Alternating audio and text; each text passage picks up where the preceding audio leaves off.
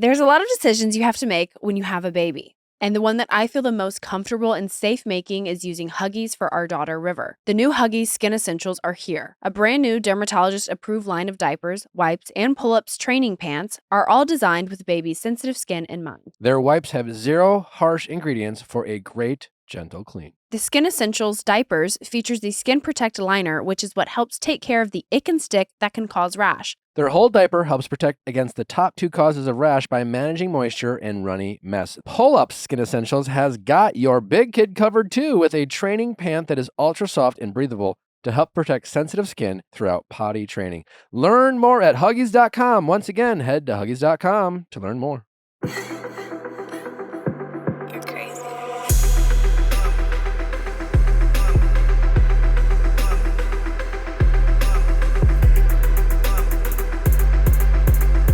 What's going on, everybody? Welcome back to another exciting episode of the Viall Files Reality Recap Edition. I am your host, Nick. We got the household with us. Boy, babe, on a scale of 1 to 10, did we have one of the most amazing weeks ever last week? Or like, where would you put it on where would you rank it in terms of top weeks we've had as a couple? Probably right after, I feel like wedding and birth of River are tied, Sure, and then fine. this week, Yeah, okay. that week. I'm kidding. Like, it was definitely right up close Yeah, it was to right giving there. birth. It was really to our great. daughter. Well, as you guys know, we went to Kathy Hilton's Christmas party, which, if that is all we did, that would have been a great week because obviously we got to meet Mary. Well, yeah, and I felt like we met Mary earlier last year. And she remembered that last year I was pregnant. But we really met Mary We this really time. chatted with Mary this time. Yeah. Anyways, we'll get into, obviously, the drama that unfolded later that night at Kathy Hilton's party that we didn't know about regarding what we now know, the piece of shit James Kennedy. What the fuck's his last name? Kennedy? Anyways, so we'll get to that later. Then, after said party, Nally and I had to fly to New York for an interview that we're very excited to bring to you guys in the beginning of the year. Very cool. Very excited. Can't talk about it. Don't want to talk. We're not going to, we could talk about it. We're not going to talk about it quite yet. I'm very excited. Can I just say it's huge?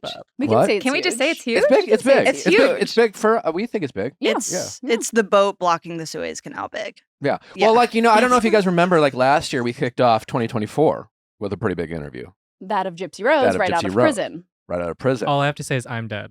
You're not alive. I'm not alive. R.I.P. Justin.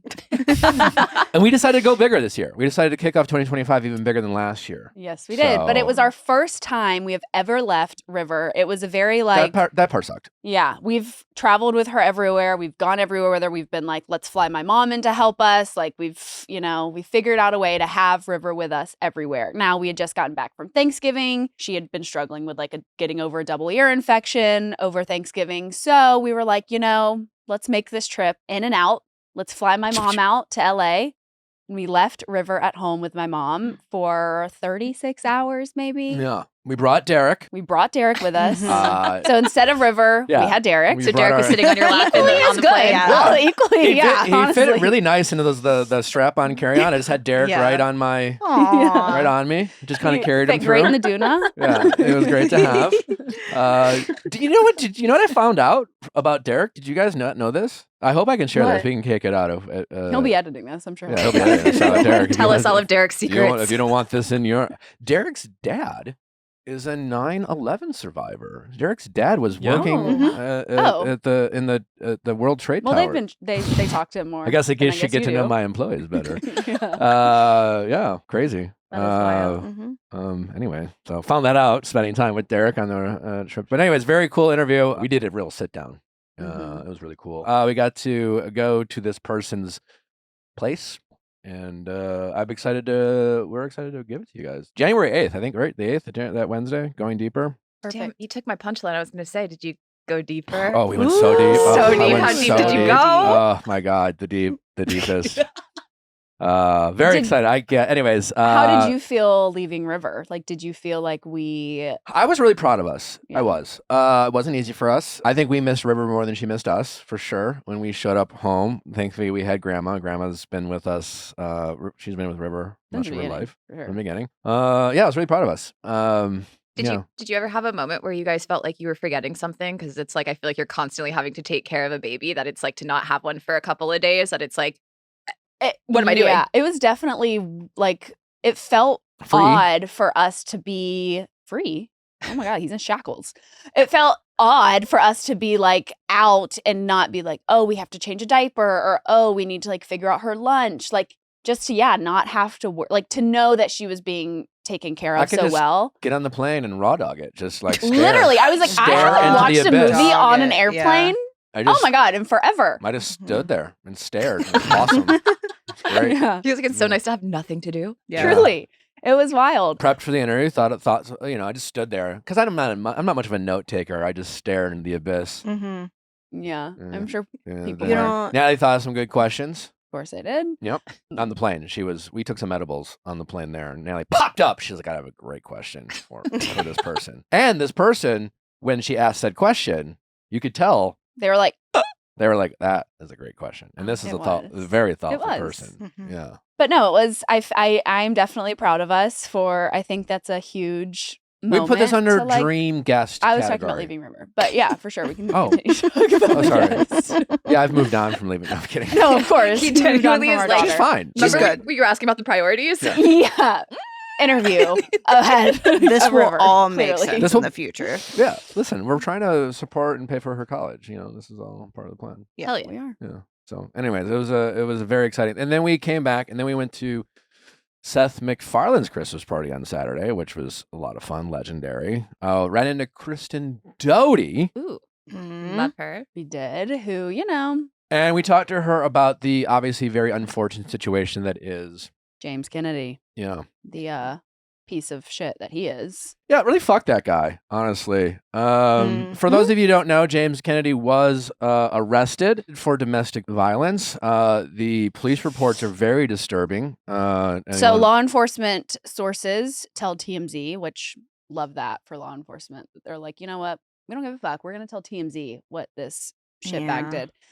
Burbank, California police were dispatched to a home in the area Tuesday night after receiving a call about an argument between him and a woman. A witness saw Kennedy and the woman arguing, with the reality TV star allegedly grabbing her at one point, though we're told officers did not see any visible injuries on her. After investigating the situation, police say they determined it was a domestic incident, leading to James being arrested for misdemeanor domestic violence. Sources say Kennedy was released after posting a $20,000 bail. And then the arrest log came out, and in that arrest log, it says that James was arrested December 10th in a home in Burbank on a misdemeanor charge of domestic battery upon a spouse or cohabitant after a unidentified woman inside stated her boyfriend lifted her up and threw her to the ground. I don't know much about the law when it comes to this stuff, but how is the word battery and misdemeanor in the same sentence when it comes to domestic violence? That is a great question. I Mhm. feel like a lot of it, unfortunately, probably has to do to like injuries and what the Physical injuries. Yeah, physical injuries and what like the victim is, willing to. So you have to be successful in your being a piece of shit and beating your partner Or I in think order for it or to... the victim has to be like, my Gotcha. life was threatened. yeah, which Anyways, I mean, fuck James. I don't know. I mean, and then we talked, obviously, we ran into Kristen Doty. Maybe I guess I've been living under a rock, but I guess James has a history of this. Yes. It seems to really have been brought to light since his arrest. I think we've all kind of watched James have a bit of a reactive temper on TV. mhm. We never want to jump to conclusions, but I think it's sad because I think Kristen tried to talk about this, but I think everyone called her crazy. So no one believed her. And when did Sierra? You've been obviously watching Vanderpump and following the franchise for a long time. How long is this? Like James is like I mean, what? So ever since his arrest, what paying attention to it, it seems like this. My understanding after the arrest, there's been like whispers of this type of behavior with James for a long time now. Can you elaborate on what on that? Yes. Obviously there's, I want to say it's season 4 where we see Kristen and James get into a fight or break up, and they show the clip of her punching him. She wrote in her book after she was let go of Vanderpump Rules, stating that she was in a toxic fling of a relationship and that it did turn physical. Apparently producers and other people knew about it. Clearly editors had to have known about her being pushed into a bush before said shot of her punching James was shown. That was edited out. So I don't know if it was protection of James Raquel has come forward and said things in the past about him being violent. We also have season 10 where Raquel was saying that Allie and James had gotten into a fight. It was like the first episode of the season, and she was called a liar and that she didn't know what she was talking about. Friends of Kristen have come forward and said that this guy has been a piece of shit consistently throughout, but you have 2 ex-girlfriends saying that he has been violent with them as well. Didn't he? I saw something about Rachel where she was saying that like she had just gotten her nose done and he had like hit her nose or bumped her nose, and she was like, I'm gonna have to tell my doctor. So there is a scene where they go to a plastic surgeon. Lisa's involved, and she does ask her straight up, did James do that? And Rachel is still defending James at this point, saying, no, it was an accident. He went in for a kiss a little too hard and it bumped her nose. But it just kind of seems like there's a history of James being protected on this show and the women being called liars who go through a hard breakup with him. You saw him spit on a door. You've seen him say very vulgar things. Yeah. I too want to trust that he could have grown and learned from that. But yeah, it's almost kind of embarrassing, I think.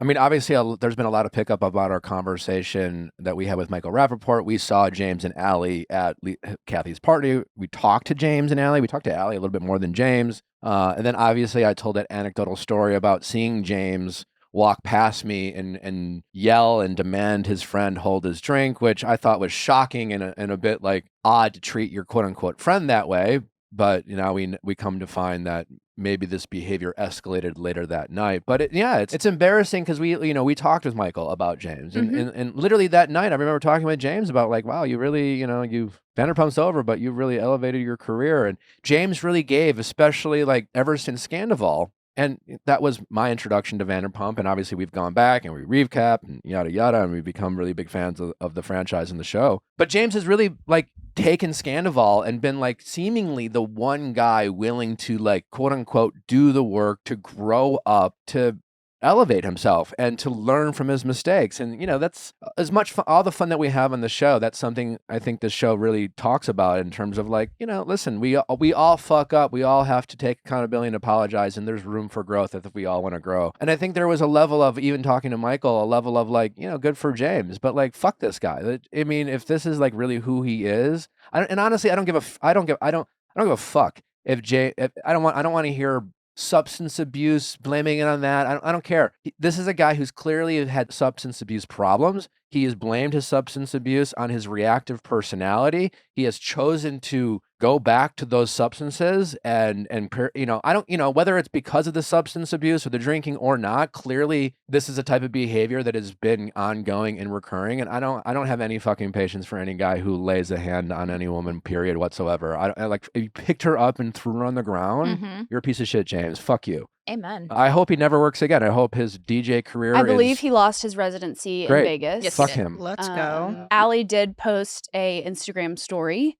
She posted and said, thank you to everyone who has reached out with love and support and for checking in on me. I'm okay and taking the time I need right now. I deeply appreciate all the kindness and respect for my privacy during this time. Kristen posted the headline saying, finally. Raquel Leviss posted, or I guess her attorneys stated that we're aware of James Kennedy's recent arrest for domestic violence. This news is unfortunately not surprising. Rachel's revenge porn lawsuit describes in significant detail Mr. Kennedy's long history of erratic, violent behavior and substance abuse. Why is he part of that lawsuit?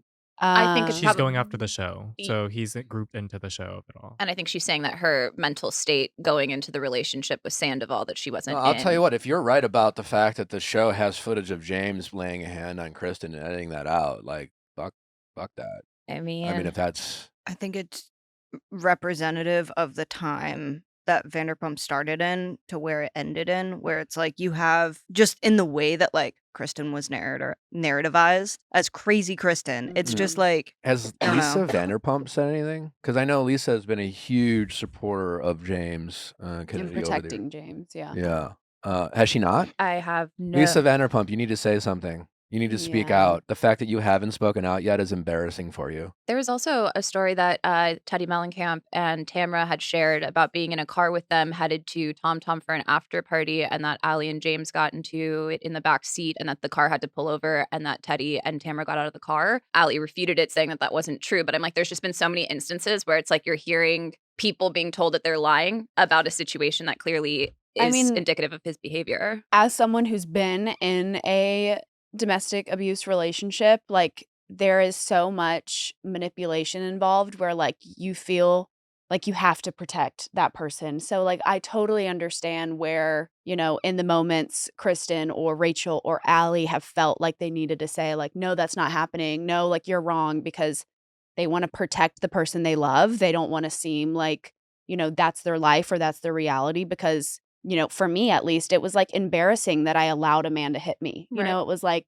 you know, I was raised my whole life of like, you stand up to men, and my mom's, you know, was like, you're an independent woman. You like would never allow that. And so for me to allow that to happen, it was embarrassing. Right. So it's like, I would never admit that to anyone. And so I just like feel so much for these women who, you know, went through this and felt like they couldn't tell anyone and felt like they were alone. And like, I mean, I really hope that Allie takes this, if it is Allie, you know, clearly that they don't name her in this arrest, but I just hope that she gets out of this relationship, because it's clear that this is a pattern. Yep. He's not going to learn. And I can't imagine what has happened behind closed doors. 100%.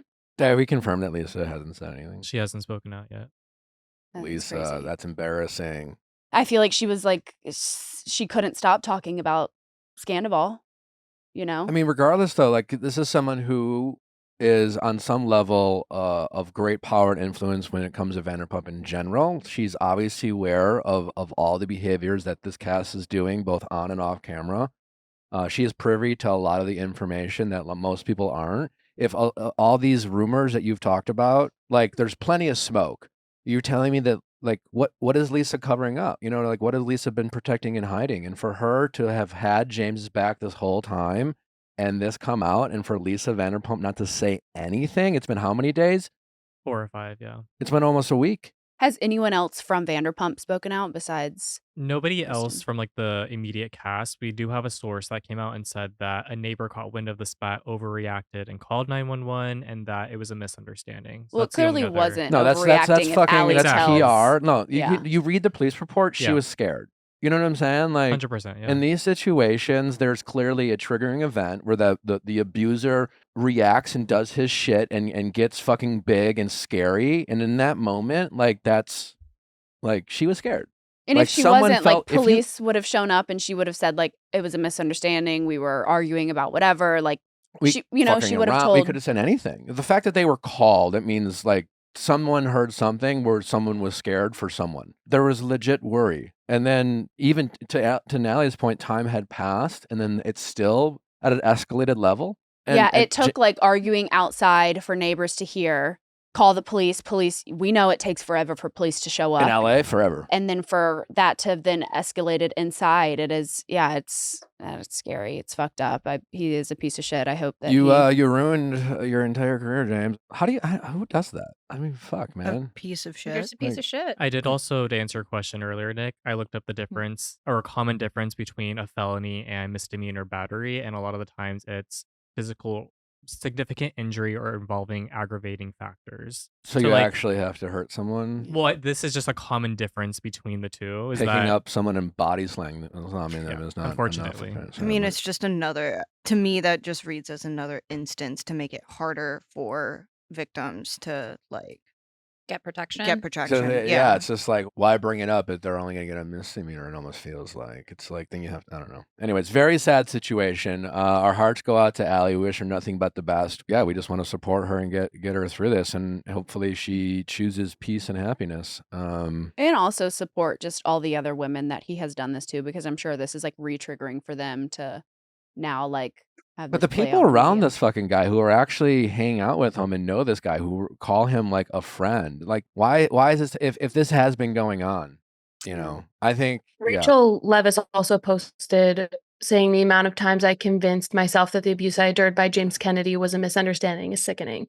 So she has also come out and said something. But at this point, like, yeah, I'm just more, I don't know.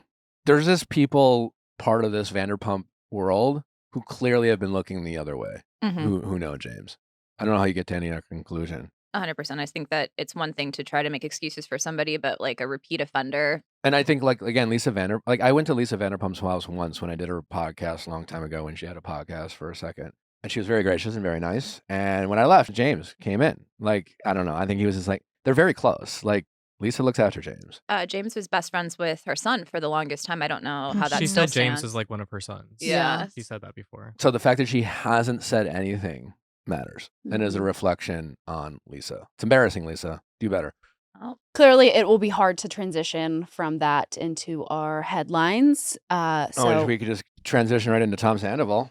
yes, we can. What is Tom Sandoval up to these days? Well, 6 a.m. lives. not the same. We don't want to put him in the same bucket as James because there's a huge difference between anything ever that Tom has allegedly done or done compared to what James is being accused of. But Tom's girlfriend, Victoria, I believe her name is, posted the all black Instagram story with the some white font. She was venting to the internet. She said, "Wow, you guys were right. Tiger never changes its stripes. He loves the best friend, apparently. I feel like a fool, completely heartbroken." Well, first of all, Very cryptic. very cryptic. I think it's spots and leopards. I think it's interchangeable. A tiger or a lion never changes its mane.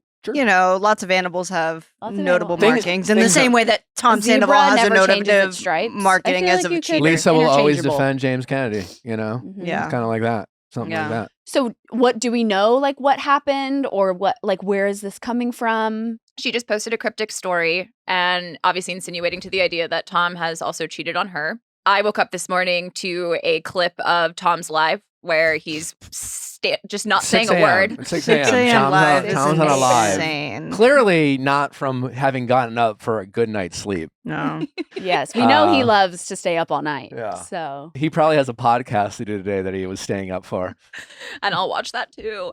But he said she knows she messed up last night. So he let Which us is very icky. It's very icky for your girlfriend to post something cryptic and for you to go on a live and then refute it with the public that have no idea what's going and on. no, he said something like she knows she She knows she messed she's up. in trouble. I'm sorry, what? Like I Are will you never gonna- believe a word that comes out of Tom Sandoval's well, not. mouth. But again, he's addressing this with us, and before she could say anything else, he goes online and says, "No, it's my girlfriend's fault. She's in trouble with me." He also took the time to go through his Instagram and archive whatever photos front facing of her in them. So He took her off. yeah, she's not found on the page until you scroll through photos. well, I mean, she says he loves the best friends, apparently, which is an awkward sentence to begin with. Do we know who the best friends? Was he 'Cause it's caught cuddling plural. with Jax? It's plural. Best friends. Best friends. Best Yeah. friends. Orgy. I honestly didn't know that they hung out with other people. So Yeah, doesn't he Kyle Chan is, I feel probably Kyle has Chan's one of the best friends. Sarah's right because they were called vampires. Yeah. That they just stay Oh. inside. Don't you ever want to grow up, guys? It's rhetorical. Yeah. Yeah. I do. Not for I do. Christmas. I If did. you're asking I them. definitely did. At Yeah. some point, I was like, okay, time to Okay. hang up the hat. Yeah. I'll you keep my know? drama to myself kind of thing, I'll you kick know? the bucket and I'll, grow the fuck up. So that is. He is incapable of shame. It's crazy. Right. Yeah. I mean, it's crazy. I honestly don't expect either of them to ever really tell us what the fucks these are about. I feel like they're just gonna act like nothing happened and then they're gonna be back They're together. going to be back together. The photos will be on archive. Yes, and then it'll be like, yes. guys, you guys are so dramatic. Do you think there's any chance they would come on the show? I don't together? know if I need another Tom We Sandoval. know. I don't think he would like me very much. Yeah, probably not. Yeah. Yeah, No. I All the feel more like reason I mean, we it would make be sure you're in the room. reciprocated. there's just honestly nothing it would else. be reciprocated. There's nothing else to talk to Tom Sandoval about at this point. You're not curious about his dynamic with his girlfriend? I don't No. give a fuck. No, yeah, I really don't give a fuck. I don't believe that. Oh, wait, don't they live together? They I do. don't- I don't know. Yeah. Does he still live in the house? Is he in the house? I was under the impression that they were selling the house. I think Leia could have some more insight since it's in her neighborhood. Yeah. Is there a for I sale haven't sign? seen him recently, so I don't know. Is there a for sale sign in front of his house? No. So maybe it did sell, but I know that she bought a house and that he was moving in with her was the last update that they gave us. He so- can't afford a house. There's no Vanderpump next season for him, so Ooh. Broke bitch. I'm sure. I mean, honestly though, when you're used to getting whatever they made every year, Mm-hmm. that is a lot of money. They Schwartz have and to make up Sandy's is for. closing. Mhm. Also, Tom's kind of having a tough week. You're representing yourself in your legal case against Rachel. I forgot about that. You just got in a fight with the girlfriend that you live with, so you might be Got on 6 homeless. a.m. Maybe that's what they were Live. fighting about. Maybe she was trying to give him sound legal advice. He's like, no, No. I got this. I object. Yeah. I Like, object. Petition the court for my girlfriend to shut the hell up.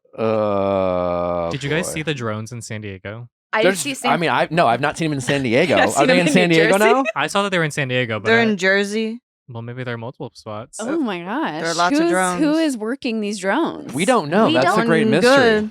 So they're just like drones flying around cities, and people are like, It's really giving Asking It's questions. giving Independence Day. people Yeah, don't think Will that Smith's it's about like to some pop out. 14-year-old Yeah. boy in his backyard, like playing with a new no. Christmas No. toy. We It's like a don't know. bevy. We don't know. It's a lot of them. It's a cluster of large SUV-sized drones. Cla- SUV size. It's a class of teenage boys, That's what it if says. anything. Has Yeah. been seen hovering. Listen, we don't know. I'm sorry. Go ahead, please. No, it's okay. It's just that they've been sighted hovering ominously over critical infrastructure and residential areas, power lines to reservoirs. And the Secretary of Homeland Security pretty much is saying that since they've allowed drones flying at night, that might be why an uptick in sightings. Huh? But they still Huh? haven't So they given us, blamed it on the techie dads? and they still aren't giving us any clarity as to like where they think they're coming from, why so many, why are they like forming structures in the sky? But no, nobody cares. Who knows? And we're not going to figure it out here. I think, listen, you're probably even surprised we're talking about this because I imagine there's many other shows and podcasts out there that are probably putting any type of political or whatever spin on this topic as most do. This is just a reminder here, people, that whenever the end of the world happens, and who knows, maybe it's because of these flying saucers in the sky, or maybe it's 100,000 years from now. Meteor. Who knows? Every time there's like an end of the world movie, I was thinking about this last night with the drones. Maybe this is it. But honestly, if it is, what are we going to do about it? I say take me So out. let's listen to the show. Let's talk about the ultimatum. Let's talk about your favorite housewives. Let's just tune out. Honestly, This is your apocalypse soundtrack. yes. Tune Yeah. in now. Like when it's the end of the world, just listen to us. Because will there be a tomorrow? Will there not be? I don't know. But at least go out calm. yeah. Go out thinking about whether you're Team Brawin or Team Brittany.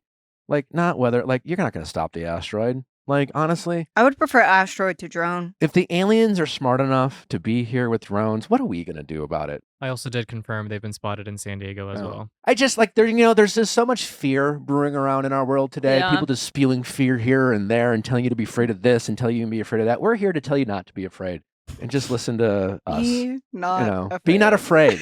Because what are you going to do about it? Nothing. Facts. Yeah. So just unplug, turn off your brain, enjoy us, because we're here, not to scare you. Worrying and stress causes cancer. So, I mean, So true. Honestly, you Hey, want to go at the end of the world with that too? yeah. let's all You're not consider. going to die of cancer. You're going to die of the aliens. So, Exactly. like, what are you going to do Enjoy about your it? That life. sounds like a better death. Yeah. Yeah. So we're here to just Consider whatever you're worrying about right lobotomy. now, whatever got into your head today, whatever seed was planted that told you to worry, I'm telling you to not to, because we're here. And listen to I Nick. did genuinely think the world was ending last night because my dog was acting super suspicious and I was hearing noises. Mm. And I really thought it was it. It was I mean, ending. who knows? Well, I thought someone broke in to our house in the backyard because I heard a bang, and then like the dogs kind of like chirped up, and then I was like, Nick, did someone break in? And I turned around and he had headphones in, and I was like, perfect, I'm gonna die.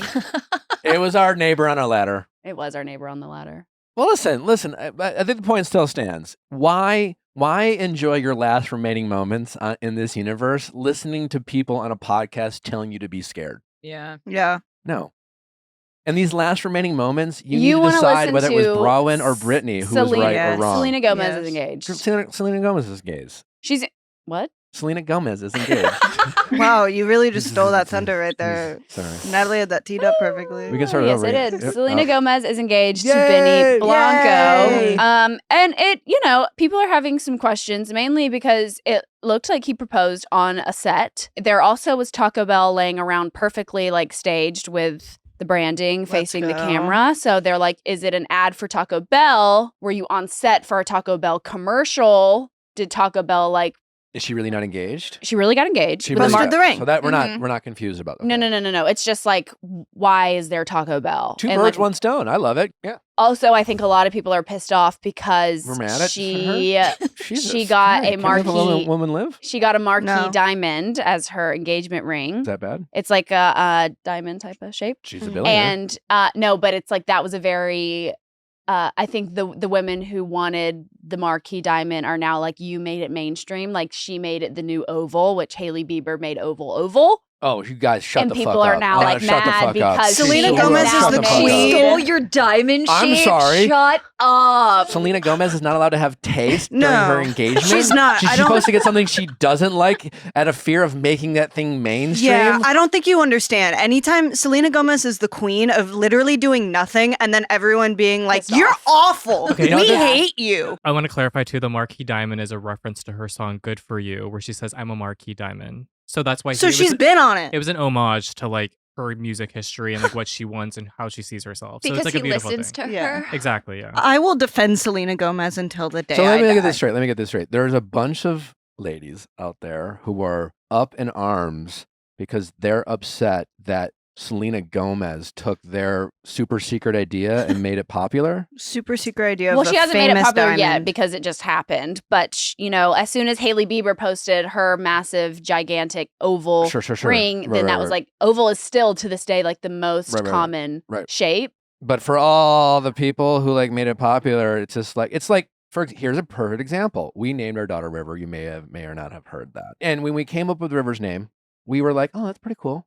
Kind of gifts giving unique. Mhm. It's giving original, not Unique, like but like cute. cute. I mean, Yeah. not out there, not like afternoon. Mhm. But I also was like, there's from the South, there's a lot of boys Right. named River or Rivers. Turns out, Mm. River, Very common. one of the most popular names of the year, Yeah. mostly for the boys. But my point being is it was already popular. We just didn't know about it. Turns out there were a lot of parents with babies cooking in the bellies being like, how about River? And they were like, great. You know what I'm saying? And now we all became aware it's popular. And this is just Selena Gomez getting engaged in all the super secret ring that everyone's like thinks it's like, I'm the one who's getting this and no one's going to be talking about this. Turns out you all like the same shit. Yeah. And Selena You're Gomez just basic. made you aware. You're basic. Yeah. Turns Yeah. out you're basic and you're not special. And let Selena live. But there's Yeah. also so many of these women upset that it's like, Not unique. yeah, like You're not special. No. like you thought you were the only one that was going to be upset. Yeah. Nope. Turns out. You're among friends. You're not. Literally. You're basic. You're Yeah. basic. We're basic. You're just jealous that she's on a show with Martin Short and Steve Martin and gets to hang out with Martin Short and Meryl Streep. And they're all probably going to She's be double at their dating. wedding. Yeah. And that's why you're jealous. And just fucking haters. I've even forgiven Selena Gomez for being in a show with my two favorite old men.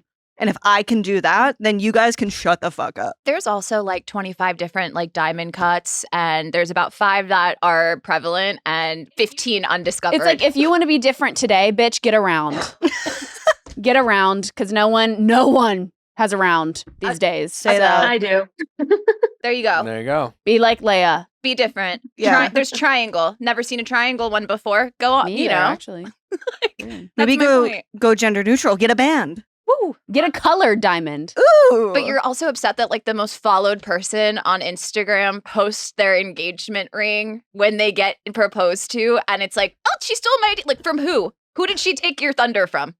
You know what I She mean? read your mind and like went into your phone notes app where you have like dream wedding engagement ring like listed. She You- found that. You got the Yes. idea from another influencer that you forgot about because you saw it online. It was probably Selena Gomez, and you just like blacked out and forgot and decided it was your original No, they idea. heard I'm a marquee diamond, and they were like, "Oh my god!" Yeah. I'm a marquee diamond. I'm a marquee diamond. To be mad at Selena Gomez is such It's loser crazy. behavior. for the ring I someone else can't- bought her. Literally. Like, come on now. Do you know who else is basic? Who? Chaperone's dad. I love that. Honestly, Love I saw it. that this morning. Chaperone did carpool karaoke with her parents, and my biggest takeaway is her dad's wearing a Patagonia fleece. It's giving Midwest basic dad love. You say Yeah. Patagonia so bougie.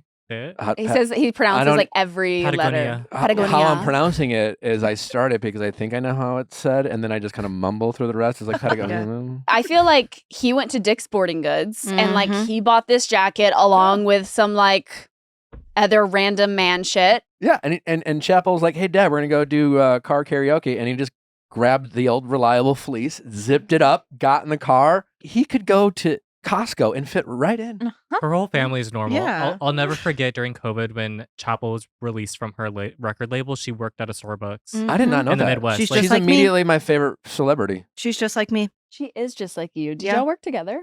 Yeah. Perfect. She Yeah. is one of the hottest music stars in the world right now, and so am I. And you are one of the new up and coming podcasters on the biggest go. podcast in the Literally. world. In the It's world. basically the same. Chapel Mhm. did do an interview recently too, where she said that, like, she clarified Chapel Roan is a character, and she can't Mhm. always play that character because it is tiring. I would Like, imagine. her as That's a person- exactly how I feel on this podcast. Her as a person and her family is very normal. Weird. Yeah. I love that. Did you see what Paris Hilton has done? Good things. She has done great things. Justin, break it down for us. So we know for a while she had a documentary in 2020 where she basically talked about the child camps that she was sent to. But recently, she, on a unanimous vote in the U.S. Senate, she got her Stop Institutional Child Abuse bill passed. So now it has to go through the House of Reps. She's like, it's our responsibility as adults to not put our children in the hands of people that are exploiting children for money. What's fucking crazy is the acknowledgement that these like for-profit businesses that have been created to discipline undisciplined children have not been regulated. That's fucking crazy. How are they allowed to like They're create- private, right? I mean, a lot of things that are private are still regulated. You know, there are still rules of things you can't do. Anything that involves kids is fucking crazy. No, I remember seeing those like watching Maury show when I was younger, and it would Mhm. always be like one of those episodes where it's like bad kids or whatever, and sending them to these correctional facilities where they're getting screamed at, treated like they're in prison and they're 13, like made to cry. And I'm just like, how is this? We do not protect our Helping. kids. Not Not abuse. nearly enough. Well, and like Paris has been vulnerable, and I think it's her strength in like talking about this because she also talks, as the Hilton family in general has spoken on it, saying like they thought that this was helping Paris, but once they realized retrospectively what was happening, it's exact opposite. Now, when you think about it too, right? So you get these misbehaved kids, whatever you want to call it, you ship them off to this place. You're shipping off kids who are already quote unquote troublemakers, right? And so I'm assuming when the kids come back and maybe report such, whatever actions that are going on behind closed doors, you would, less likely to believe the troublemakers, so to speak. Oh, we're going to believe the people in authority and stuff like that.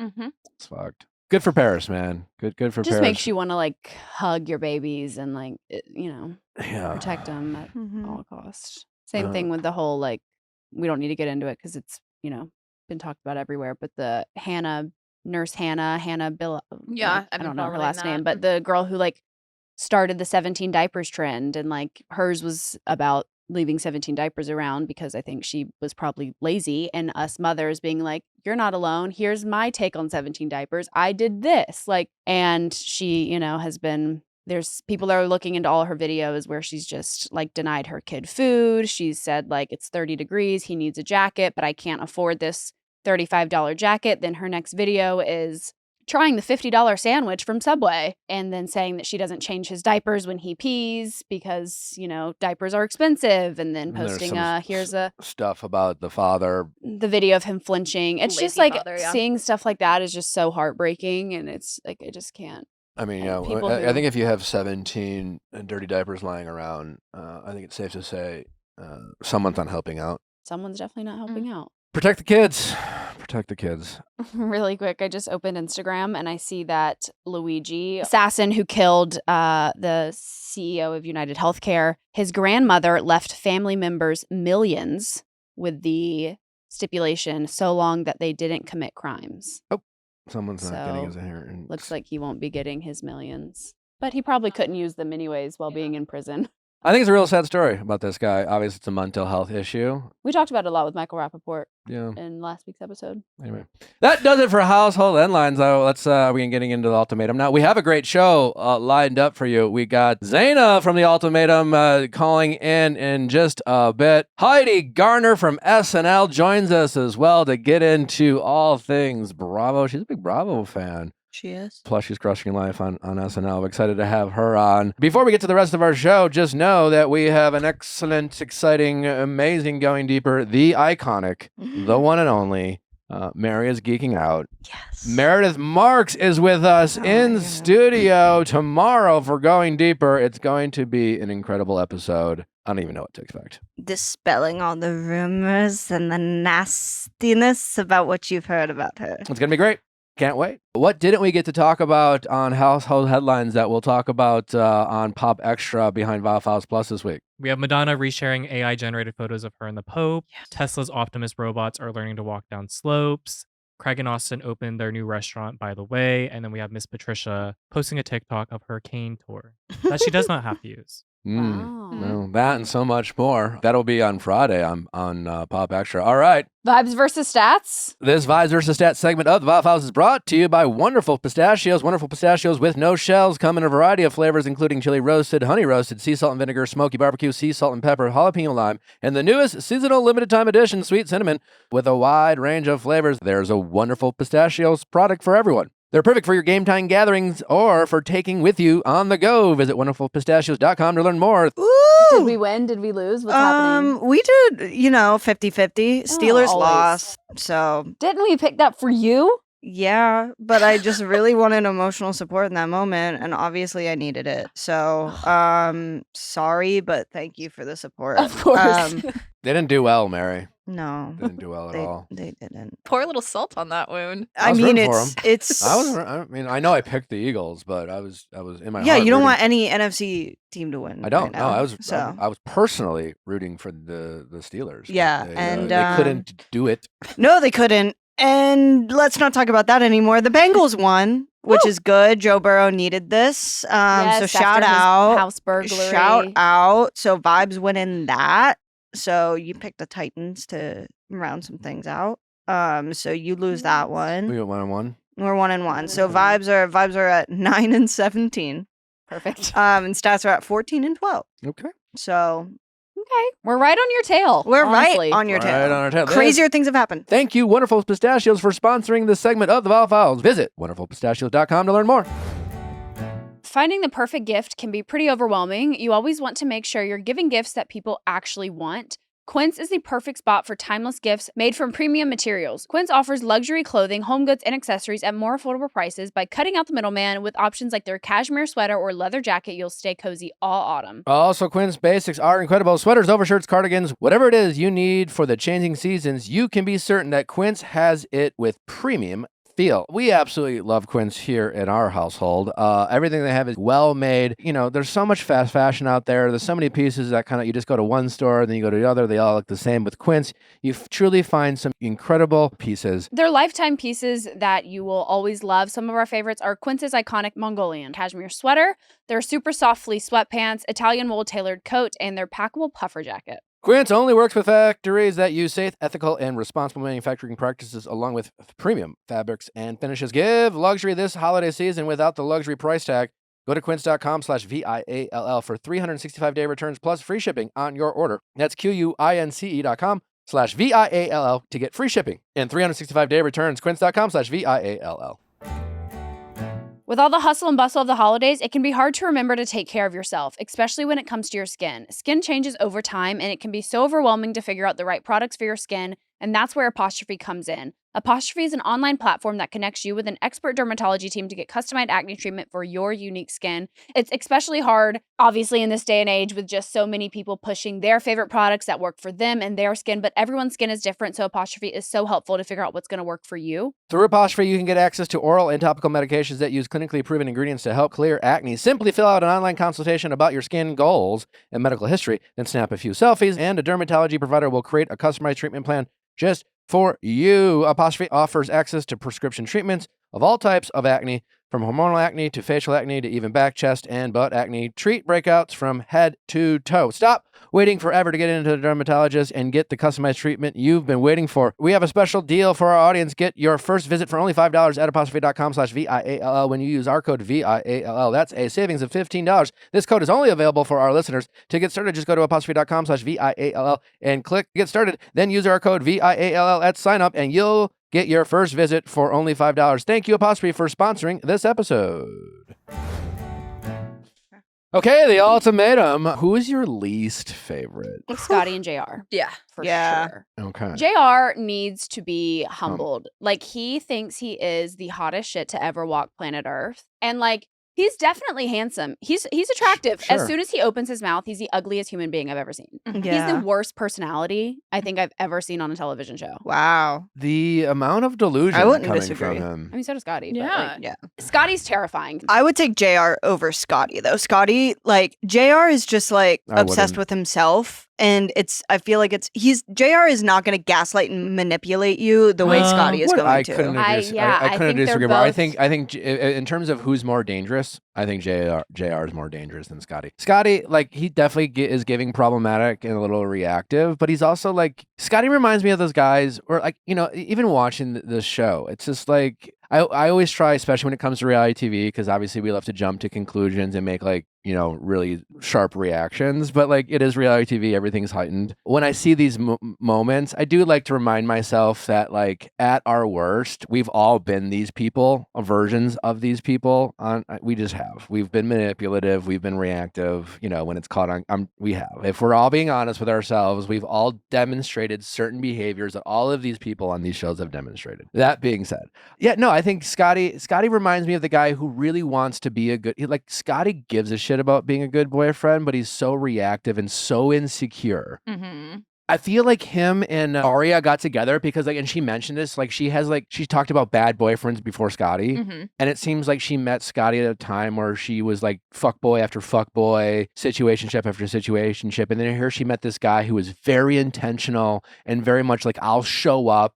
And like, Scotty reminds me of that guy who is just like, he thinks showing up is all that matters. And because he shows up so much that he's constantly going to remind his partner what she's doing wrong. And it's just like, and I think what's so interesting about that relationship, I think Aria can't figure out why she's so miserable in this relationship, because she's in a relationship with a guy who, like, she's kind of told herself, like, he's, you know, so many green flags at first. He shows up and he's considerate and he talks about doing this and he talks about being intentional, you know, and boyfriends before her were just like, yeah, you know, I'll call you in a couple days, you know, like, you know what I'm saying? So compared to that, she really liked that he was like showing up, but like everything that she does, quote unquote, wrong in Scotty's eyes, he's always criticizing her under the guise of how to be a better partner. Right. And we have to be better in this relationship. And he always centers the relationship as a way to like guilt Aria. And I think she can't figure out why she's so miserable, because he's like, quote unquote, saying the right things in terms of like giving a shit about a relationship.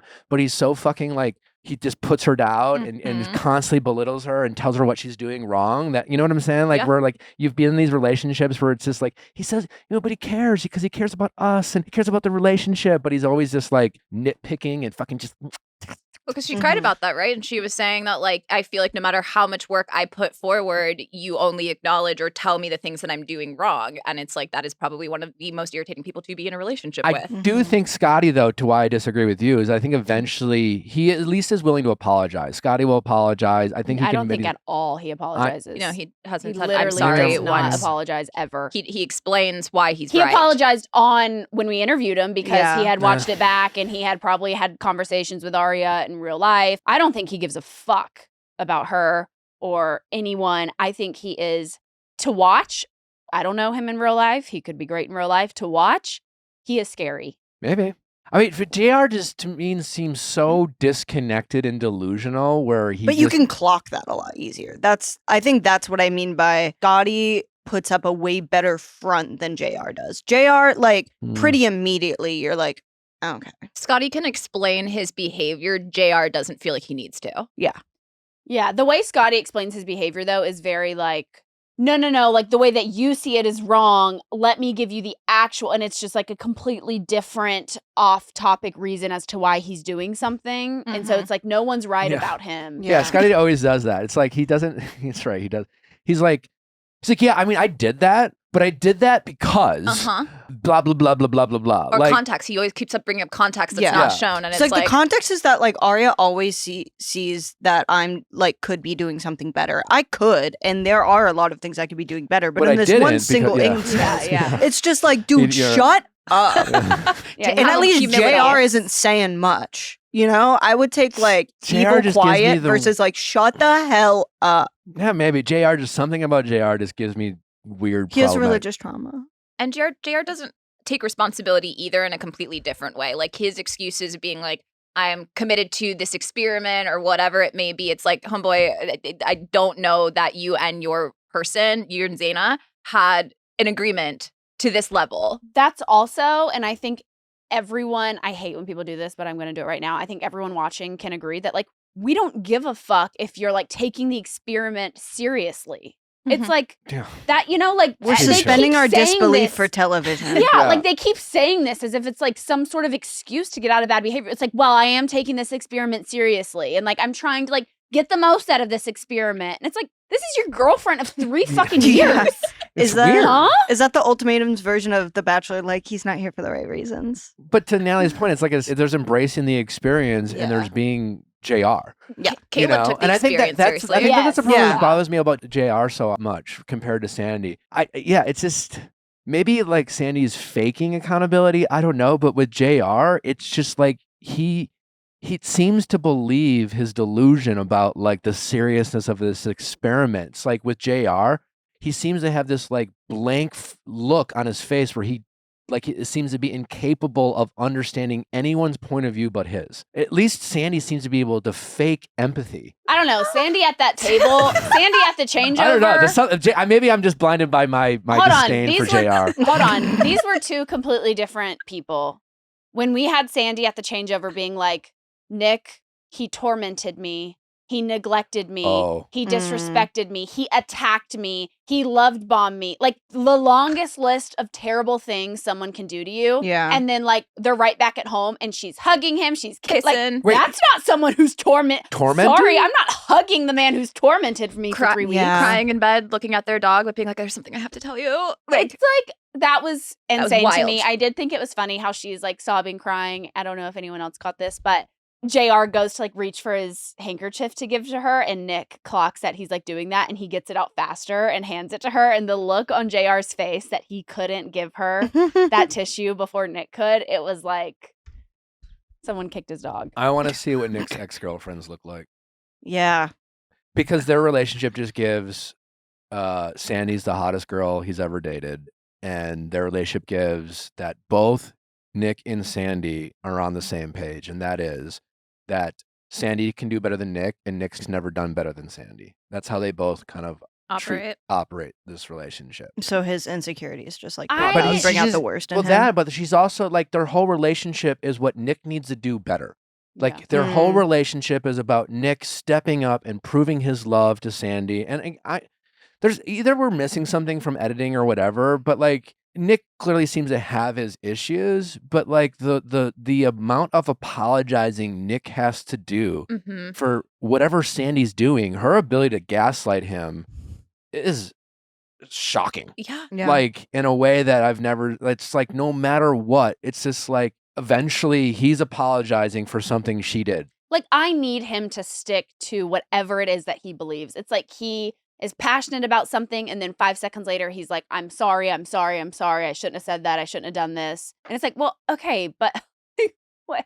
Let's stop. But I feel like you don't owe an apology Yeah. right now. Like Sandy I don't know. did say that like before the experience, it went from him neglecting her to like the second they got there, he was love bombing her. So that part is like that feels valid, right? Yeah. Like you're in this relationship. I guess I don't really understand the part if like he's neglecting her, but he also wants to marry her. It's like how I guess 2 things can be true at once. But I get that. Like he's not present, he doesn't see her, and then they go in this Maybe. experiment, and she's like with this other guy, and he's all of a sudden like, holy fuck, he wants what he can't have.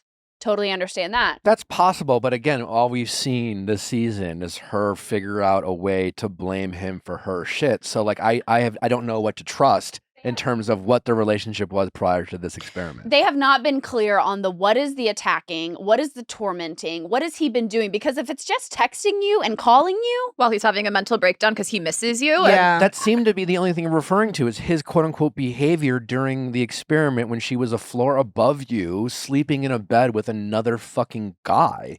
And like And telling you to go home instead of having a conversation with you, but claiming that she wants to be with you. that's the thing that we're talking about. It's like, Yeah. huh? I am excited to ask Zaina if she has any insight on that. I also do want to say one thing. Something that pisses me off so much is when somebody's trying to apologize and the person that they're apologizing to just keeps saying Yes. what they did wrong. And this Mhm. happens with both JR and Scotty, with Nick trying to apologize to JR. And he's just like sitting there with his arms and he's like, well, but then you did this, this, and this. And Nick is like, I'm trying. I said No. sorry. Like, No. Mhm. And the same thing happens with Scotty and Arya. But even the flipping of the script where it's like, okay, sure, you took the experiment seriously, Sandy. But then I'm like, even the conversation of what was done and the fact that Nick had to find out about the second kiss or whatever through Zaina, And then she's like, I was going to tell you just like after we're done filming, after we're engaged. Their last night, because also when they talk about how many kisses there were, they say They're the word. still lying, They everyone. They say the word peck, right? Yeah. They use the word peck to describe a kiss. So that tells me they're clocking each individual peck. And if we're clocking each individual peck, then their last night they kissed each other twice in a matter of 12 seconds. Yeah. It was kiss, and then she went in for another kiss. They've kissed several times, But- and we're to believe that they only kissed on camera. But they're also saying Nick and Zaina are referring to like a hot tub kiss, right? A jacuzzi kiss, I think, Sandy. We didn't see that one. We saw the one at the table before when the dating was happening, when they were just picking who they wanted. They did kiss on- They kissed in the pool. They They kissed in the pool. We so did then see that's that. 4 kisses. Yeah. That's 4. They had sex. I think they had sex too. But Yeah, there's no ass. Even if they didn't, let's give them the benefit of the doubt. Even if they didn't didn't. have sex. You mean to tell me after all the rubbing up and all that stuff, and the cameras went, Wifey. and all the wifey this talk, ass smacking? ass smacking, You can't that when wear the that? cameras left, they just went to bed. Yeah. I They find it hard just- to believe. If you're gonna tell me what I happened in cannot that wear, room. you better be fucking me. Literally. Like you have why would you tell me you can't wear that without me if You can't win that. we're just pecking? You think you've that control over me if we're just pecking? Yep.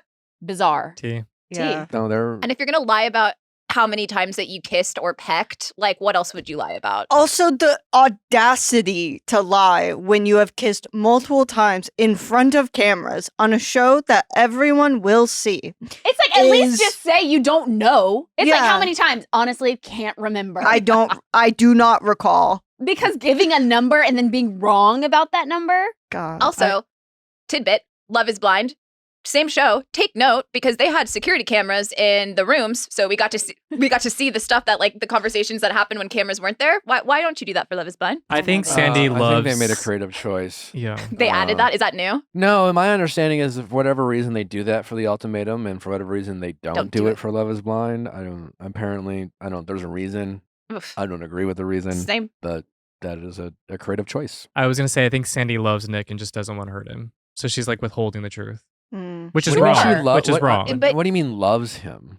Like her waiting to say that she kissed JR multiple times. That's not love. and But if you her, love- I hate that you were. If you love someone, you wouldn't kiss somebody else and then have to hurt them to tell Sandy's them. whole thing, I didn't tell you because I don't want to hurt you. I didn't know, tell you because you would yeah. be mad. I didn't tell you because of the way you reacted to it last time. Again, she's always blaming. It's always Nick's fault. But it's no a matter common- what- That's but- not love. But it's a common thing where and I'm not saying I've done it or that a lot of people do it, but where people say I cared so much about them that I didn't want to tell them the truth to hurt them because it would hurt them That's more. not No. why. That's not. No, that You they didn't wanna only hurt care about yourself. themselves. They didn't want to feel Yes. guilty, Yeah, and they for don't want to be the sure, bad yeah. guy, and they don't want to be in the trouble. Truth. That's the truth behind it. But he's Yeah. saying a lot of people use that excuse as to why. Yeah, and that part where she's crying in bed, and he's like, "Is it me or is it something else?" I mean, Nick, trust your gut. But she's crying because she feels bad because she hates you, and she doesn't. You give her the ick, and she doesn't know how to tell you. My God, when he's just grow a pair, Nick. I mean, when I say that, Nick, and I say that knowing that when I watch, 20-something-year-old me was that fucking guy who just thought I could just. I don't know. I didn't have any backbone. Anyways, when he's like, "I love you so much," she's disrespecting him so much, and all he can do is just get on a knee and say how sorry and how much he loves her. That is not how you get someone to respect you. Mhm. He's doing everything wrong. I mean, and I say that having done everything wrong in the past, but I also don't Yuck. think we can say that Sandy loves him when she's sitting at a table in front of all these people, in front of all these cameras, and accusing this person she loves of attacking her. Those are strong words. Attack, torment, She is like, using inflammatory neglect. words. Those Yeah. are huge words. And you don't she said them in the same sentence, Yeah. Mm-hmm. and she Yeah. constantly talks shit about Nick. Constantly. His art, what he's passionate about, him crying, Yeah. whatever it may be, and it's just kind of but you I are don't- the source of this pain, I and don't you know don't who care. hates Nick more, Sandy or Nick. Well, I feel like Sandy or JR? No, Nick. no. Oh, Nick hates himself. Yeah. Okay. You there's got to be some self-hate yeah. to Do you think that- to allow someone to treat you that way. Do you think that Nick kind of objectifies Sandy?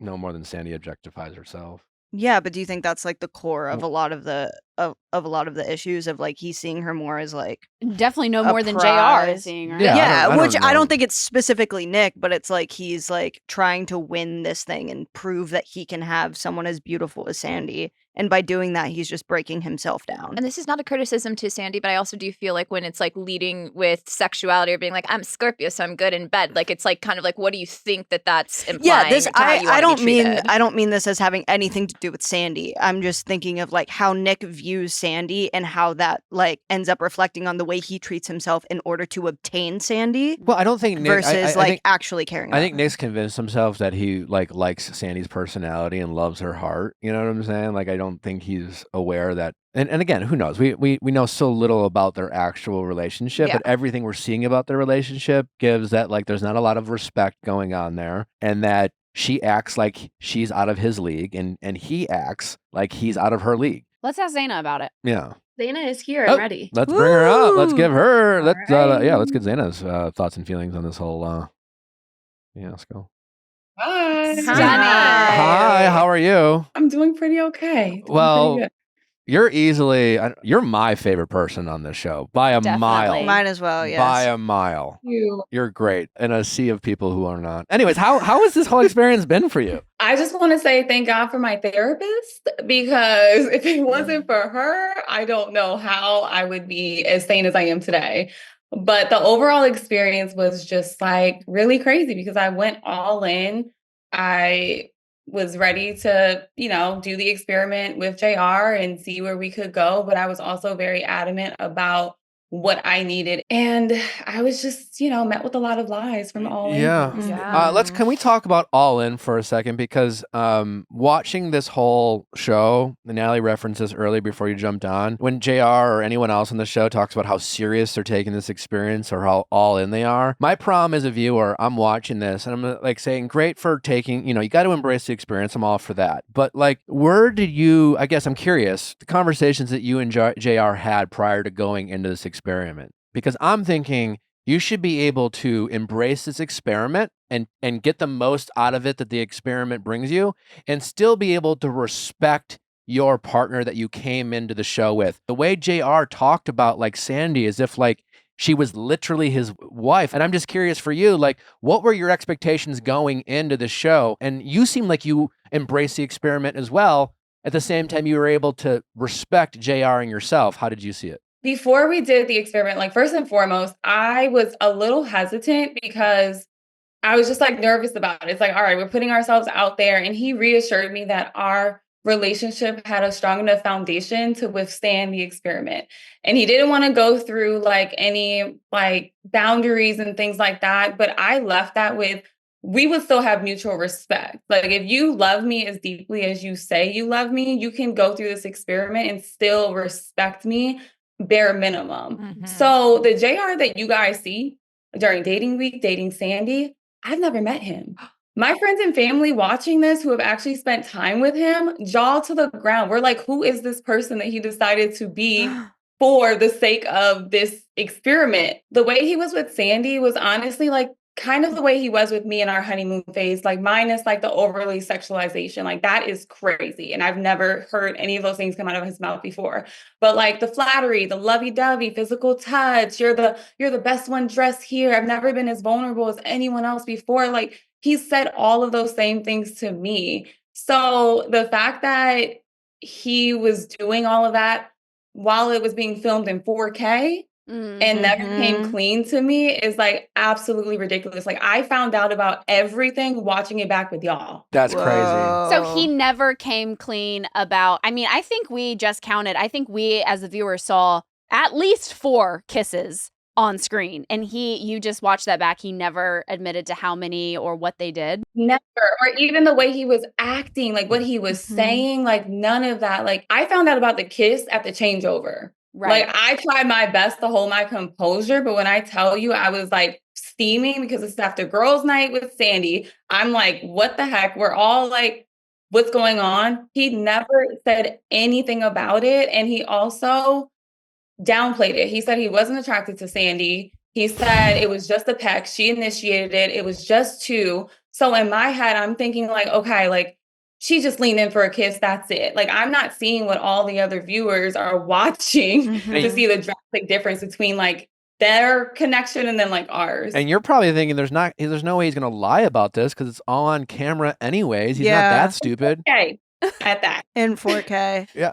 And then I think Netflix to Ultra have HD. Sandy at girls' night reassure you in a way of like, we're just friends. It's never been anything. What was that like to clearly watch back that she was lying? Obviously, they want us to keep everything very separate. I told production, I'm like, I need to have a conversation with Sandy or I'm gonna have words with her off screen. So you either capture it or you don't. Ooh. So we did film a scene that wasn't shown where she did kind of explain her POV. Like, she swears that they never did anything past the kiss. And she was trying to reassure me, girl to girl, that there wasn't anything there. They weren't leaving together. She's trying to make him a better person for me. All of the above. So she said, "What? She's trying to. She was doing you a favor." She said when she was like wiggling her ass in the bed, just kind of up, Terrible. giving him. So it's like to then hear that back then and then see it in 4K once again, because everything's captured in 4K. It's just been a lot to process and just really try to. JR is a pathological liar. I'll just say that. I think that's what's so scary about JR. He's so calm and comfortable lying. Like, so calm. He doesn't even look nervous. I didn't see what was right in front of me. And that's the sad part. Like, obviously, now I see a lot of things, but back then I was just being my normal self. I'm a giver. Everyone's talking about, why are you getting him gifts? Like, that's just my love language. And that's just how I love on like the people around me. So it's all just been so interesting to watch it all play back. At the changeover, we heard Sandy accuse Nick of some pretty intense things. She used very strong words against him, such as "you attacked me," "you love bomb," tormented me. Do you know of anything that had happened that like maybe we obviously as viewers aren't? You were there during the experiment, because all that we are aware of is that he was texting and calling her a lot, which as someone who was dating someone for 3 years, that feels normal, but I don't know if you know more. Because, it looked like Sandy was tormenting Nick and then he was reacting to the torment. But yeah, so I don't know a lot of details, but I do know that there was a lot of contact during, like, obviously Nick was by himself and no one needed to be in that experiment, like, by themselves. Like, I'm sure he was going stir crazy. And he actually found out about the kiss, like, early on. I was left in the dark. So I understood why he was just kind of spiraling, especially being by himself. But I remember Sandy telling me that, like, prior to the show, like, she did feel a lot of neglect in their relationship. So it's like, how do you go from neglect to now, like, love bombing me and like doing all these things where it's like, you brought me here. So that's kind of where, from my perspective, where things landed with them, where she was just really confused by how he was acting or his reaction to what was going on. Back to JR, I just want to just empathize with your situation, because it must be a challenge to be with this man who his whole backstory was about the fact that he was cheated on and how his his ex-wife, how poorly she treated him, and like he really paints himself as just trying to do good and have a warm heart and break his broken wings type of thing. It seems almost sinister to have this guy kind of weaponize his own pain and then, do onto others the exact type of stuff that he talks about being the victim of. It must be kind of hard to watch for you. Absolutely. It's diabolical. Like, I did nothing to JR to ever get that reaction. Like, to this day, I do not understand. I do not comprehend how he could do that to me. There are rumors going around that we were in a fake relationship, obviously having some issues, but then for him to turn around and just like disrespect me with no regard, it's just like crazy to wrap my brain around. How did you guys end up on the show? Because I am curious when like Sandy says things like, "you brought me on this show," like I kind of roll my eyes, because it's like, you're all adults, you all signed up, you all signed your own individual contract, I am sure. I don't doubt that there was one person in the relationship that brought maybe the opportunity to the other person, but to me it just seems like a cop-out. As if Nick's dragged Sandy here and she didn't want to, like, you all wanted to be on TV. You know what I'm saying? Like, you all were aware of the benefits. Like, how do you see it as someone who gave the ultimatum and things like that? Am I being too hard on Sandy when it comes to that, or do you see what I'm saying? I've always said an ultimatum goes two ways. Someone has to issue it and the other person has to accept it in order to do a show like this. Two willing participants have to be there. So with JR and I, ironically, there was like an ad that popped up that they were doing like the casting for our area. And I brought it up to him as a joke. And he was like, oh, we should apply. And at the time, obviously, when anyone's issued an ultimatum or that's on the table, there's a disconnect in the relationship, period. And I had felt a drift in our relationship in the months leading up to the experiment. So I thought JR's like enthusiasm to wanting to do the show was him like actually prioritizing like our relationship. I'm like, finally, like there was discrepancies on social media and posting, and he wanted to like not have me on his page and stuff. So I was like, wow, to go from that to now doing a global streamer show, like now you're trying to show the world that we're in this relationship and we can actually work on it. So did he ever show any signs of any shadiness or anything before like this show had, just like in the 3 years of your relationship? I would say the first 2 years were very like honeymoon phase and very like all in. I think when he made a transition from corporate to doing fitness full time and wanted to like build his brand as like a fitness influencer is when things started going downhill. And this was all leading up to the experiment. So he took me to Jamaica for my birthday in March of last year. And then I had him all over my page. Like I can go to my archived photos in Instagram and show you guys like where he was on my page. When we got back from that trip, he asked me to stop commenting on his posts because people would click on my page and then see him, and he wanted to be perceived as single in order to build his brand. And that was like a huge argument because I'm like, I understand building a brand and having things separate. If you had a candle line, don't post your girl. Like it makes sense. But your DMs better not be like you're single. So for me, like that was like where the disconnect started because I was like, well, what are your intentions like with wanting to be perceived as single? And that's when I think that's where he calls me petty, like petty Zay. I ended up like archiving all of our photos because I'm like, it's not a two-way, it's a two-way street. Like I'm not about to have you on my page and you're now asking me not to comment as your girlfriend. Short of you being in sex work, I can't think of a profession that you need to where people would be like, I was gonna work with him, but he has a girlfriend. Yeah. So I'm not going to book this trainer. And like you're a male personal trainer, which means I'm assuming that most of your clients are going to be guys that want to look like you. Or also the gym. We want to go and work out. We don't want to be fucking hit on. So you know what? The fact that you have a girlfriend, I feel safer. Right. So that was honestly like, that was when I feel like the pivotal point when things started going downhill, which was like 6 months-ish into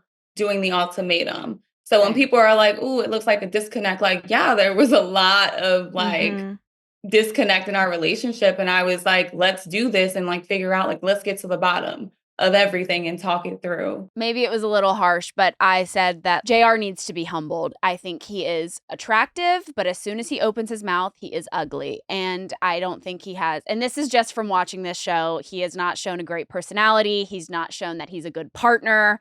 He's not shown really any good qualities about himself. I think him, smacking Sandy on the ass. I think him saying like, oh, you're going to wear that without me. Then claim that like, oh, all you've ever done is peck. I just don't believe you, unfortunately. So crazy. Like this is all in 4K. Like what is wrong with you? And the fact that he never like came clean about anything. Because if you value someone and you know that you want to still be with them, or if there's a proposal on the line, wouldn't you come clean about everything, knowing that it's going to affect your relationship? The way that the whole apartment situation and cameras is set up, would it be possible for them to hook up off camera and no one know? Well, we didn't have cameras in our bedrooms this season. And he shut that door a lot. Anything could happen. Like, what does your gut tell you? We're really big on believing our guts. What does your gut tell you that they hooked up, or your life's on the line and you have to give an answer of what those two did? What's your answer? Oh, it's so hard because I'm just like, I just don't know. I'm like, only God knows. Do y'all have a lie detector in there? Because like That's the only We way should. that I we'll mean, be able to that's a truly really find good out. Is idea. Maury still on the air? Like, I want to know that. I don't know. I mean, we would have to have JR to do that, and I don't know if we will since he's asking for $10,000 to do press. Wait, you're What a loser. Oh my God. I do want to switch really quickly to Scotty. You obviously Yeah. spent some time with him. We interviewed him a week ago. Last week. And it was like right after the first batch, and he zoomed in and he was quick to be like, I'm embarrassed. it was right after the whole like cryotherapy and hot air balloon. Yeah. Eating You breakfast ate breakfast without without me.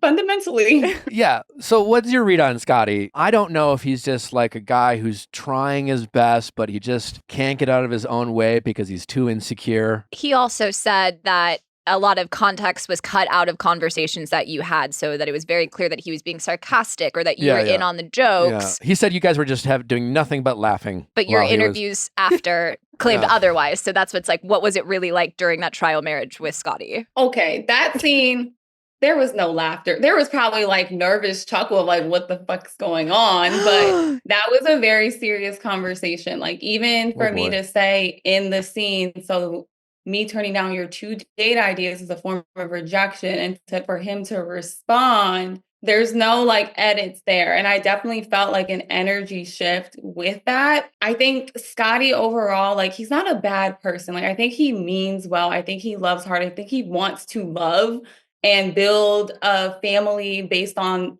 just based on what his mom and his dad had. So I do think there is a lack of self-awareness that comes with Scotty, where he doesn't necessarily see like what he's doing or how, he gets triggered in arguments and then like goes crazy and starts throwing like my age at me. Like, bro, we're only 2 years apart. Like, Mhm. Are you older or something? 2 years. That's so Oh. Remember, he was like, what do stupid. 32-year-olds do for fun then? And it was like, bro, you're 30. Our trial marriage was actually really great, like in the beginning. Like, he was all in, like we were definitely trying to challenge each other with like emotional vulnerability. And I could tell like he wanted to put his best foot forward, but then everything happened with what I call the crash and burn, which ended up making me leave. When did you leave? Was it how many days before the end of the trial marriage? I feel like that was maybe like 3 or 4 days before. Actually, no, I think it was like 2 days, because I went to a hotel and I slept there, and they were like, oh, you can come back and have a conversation with him and then go to the changeover together. So I think it was like They 2 don't days. really show that. I mean, I feel like that's kind of a big deal to need to leave days before you're supposed to because you don't want to be in the same room with them anymore. I feel like that wasn't really highlighted the way it was shown as it's like you left 5 minutes before you were supposed to. Guys' night to when I left was like 3 or 4 days of that same energy. And anyone who knows me, like my friends and family, know I'm a very patient person.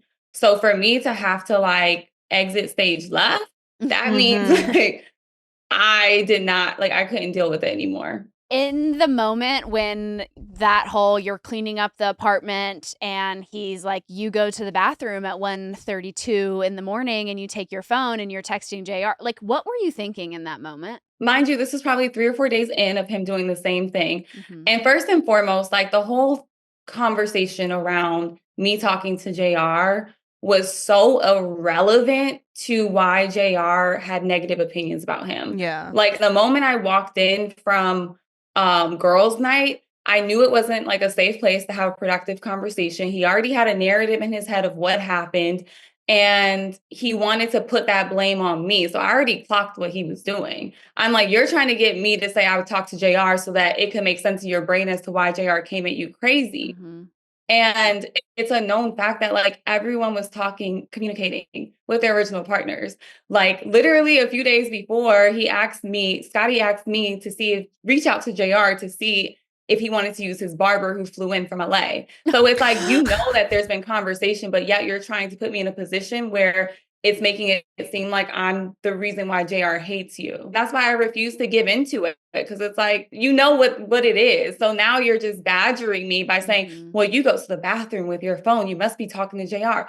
Actually, I have a life. Actually, was also working remotely. First of all, also, who cares if you were talking to your boyfriend? Like, I'm just like, every time I watch these Bottom fucking, line, it's just like, literally. Jesus fucking Christ. Crazy. Also, it It's just seemed kind of weird given that like JR was very much giving, I'm looking for a hall pass. I'd love your opinion on that in a second. And I would have just loved Scotty when JR tried to like start some drama with Scotty. Scotty would have just manned up and been like, yeah, bro, you're giving wanting a hall pass. So like, I didn't say that, but like, I would be more concerned about how you're operating in this scene rather than it would seem way easier for Scotty to come back and yell at you for something he had just made up in his head as opposed to just like confronting JR and man to man and just calling him out for his shitty behavior. Now let's just go yell at the woman.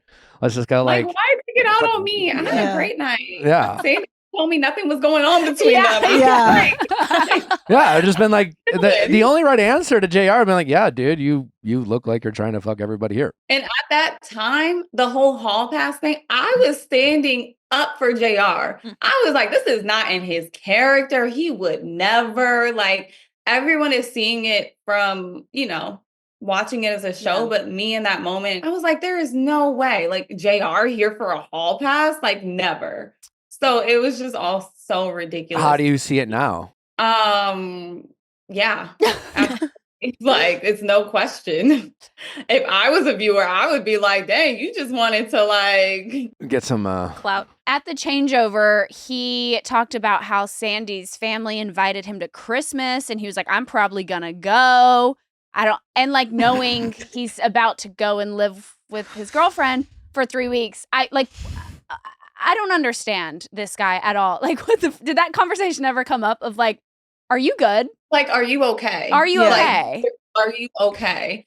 And I think in that moment, he just wanted to get under Nick's skin so bad that he did it with me right across the table. Like, I just think there was no regard for me at all. Yeah. Like, I did not exist in JR's world during filming. to hear that is crazy. It's like it's that JR prioritizing his hatred towards Nick, a man that he was tormenting because he was making moves on his girlfriend. And the fact that JR was able to convince himself that he was the victim in that situation, so much so that he was so willing to disrespect his own girlfriend and a man who he was in bed with his girlfriend and act like he's the victim is wild behavior. Diabolical. Diabolical. Diabolical is the best word for it. Yeah. Well, we are glad that you made it out. Truly. Okay. And you look Mhm. I'm great. alive. You look You're great. alive. You're I mean, Mhm. we are excited to see what happens at proposal. I can only hope with my fingers and my toes crossed that you are not engaged to this man.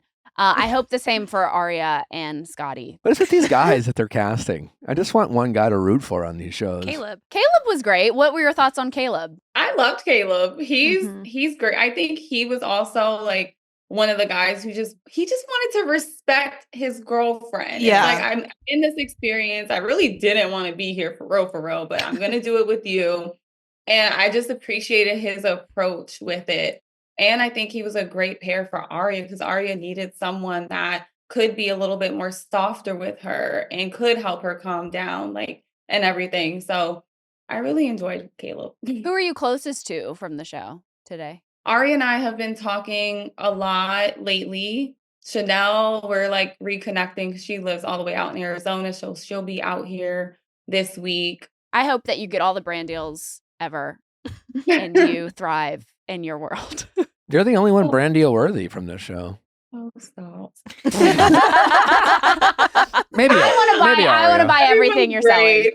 Give No. everyone brand deals. Give Fair everyone enough. brand deals. No, Oh, I don't want to buy no, anything no. from JR No. or Scotty or honestly Vanessa and Dave or Chanel and Micah. We didn't get to So, know them. we didn't, and that's why like I don't need to see or hear from them. I'm just excited for you guys to see the finale and reunion. Yes. And then for everyone to be able to talk more about like their story. Because obviously up until this point, we really couldn't share much. So Right. I just think when you hear everyone's perspective, you might change your mind a little bit. Okay. Okay. Ooh. Thanks so much for your time. We wish you nothing but the best on your journey forward. Thanks for being someone that's been fun to root for Thank you. because we've definitely been rooting for you. Appreciate y'all for having me. All right, take care. Absolutely. Bye, Zaina. Man, She's great. she's great. She is great. No, she is great. She deserves so much better than Yeah. JR. JR is the ultimate fuckboy, and I wish him nothing good. Mhm. I'm happy to say I didn't like him from the beginning. Give me the ick. As soon as Yeah. he put that cologne on his balls, I was like, this Right? man is Way gross. too much cologne. Why do you have to put that there? What are Yeah. you hiding? What are you gonna do? Mm-hmm. Why Yeah. is someone That's a gonna good be point. smelling your dick? Exactly. Your butthole. And I called it a Sick. behind. Even worse. If Yeah. Nick ever said my behind, jail. Ick. Jail immediately. Yeah. Please smell my behind. I put some cologne on. Ew. It's awful. Yuck. It's really bad. Just take a shower. He measures his food. That's all I know. It's almost time for the holidays again, which means you'll be seeing a lot of family. Make sure you're looking as sharp and as groomed as possible at your family gatherings with Manscaped's latest deal, the Chairman Pro Package. Manscaped is in crushing life when it comes to helping the men in your lives finally groom their under area. As you know, I always say, if your man doesn't have its own individual grooming for his balls, he's probably using your razors, your scissors, your clippers. It's gross. It's disgusting. And really, this is an investment in yourself as much as it is an investment in your man. But it's truly a great gift. Whoever the men in your lives, give it to your dad, give it to your brother, give it to your boyfriend. It's time that they start upping their grooming game down there. You get the Chairman Pro, a waterproof electric razor armed with not one, but two interchangeable skin-safe blade heads and flex adjust technology, is an absolute must this holiday season. Their Power Shave Gel, a non-irritating gel that provides a smooth and comfortable shave, and their face shave smoother, an aftershave serum that hydrates your skin and soothes any post-shave irritation. Everything that Manscaped does in the men's grooming department is absolute a must-have. I love everything about Manscaped, and they have been helping me stay groomed for years. Get the Chairman Pro Package today. Manscaped creates high-quality shavings and grooming products for men, and the Chairman Pro Package combines some of their best products in one great deal, which makes a great stocking stuffer. Get the Chairman Pro Package today and experience a shave that is as smooth as you deserve. Get 20% off plus free shipping with code VIALL20 at manscaped.com. That's 20% off plus free shipping with code VIALL20 at manscaped.com. Head over to manscaped.com and join over the 11 million men worldwide who trust Manscaped by using code VIALL20 for 20% off plus free shipping.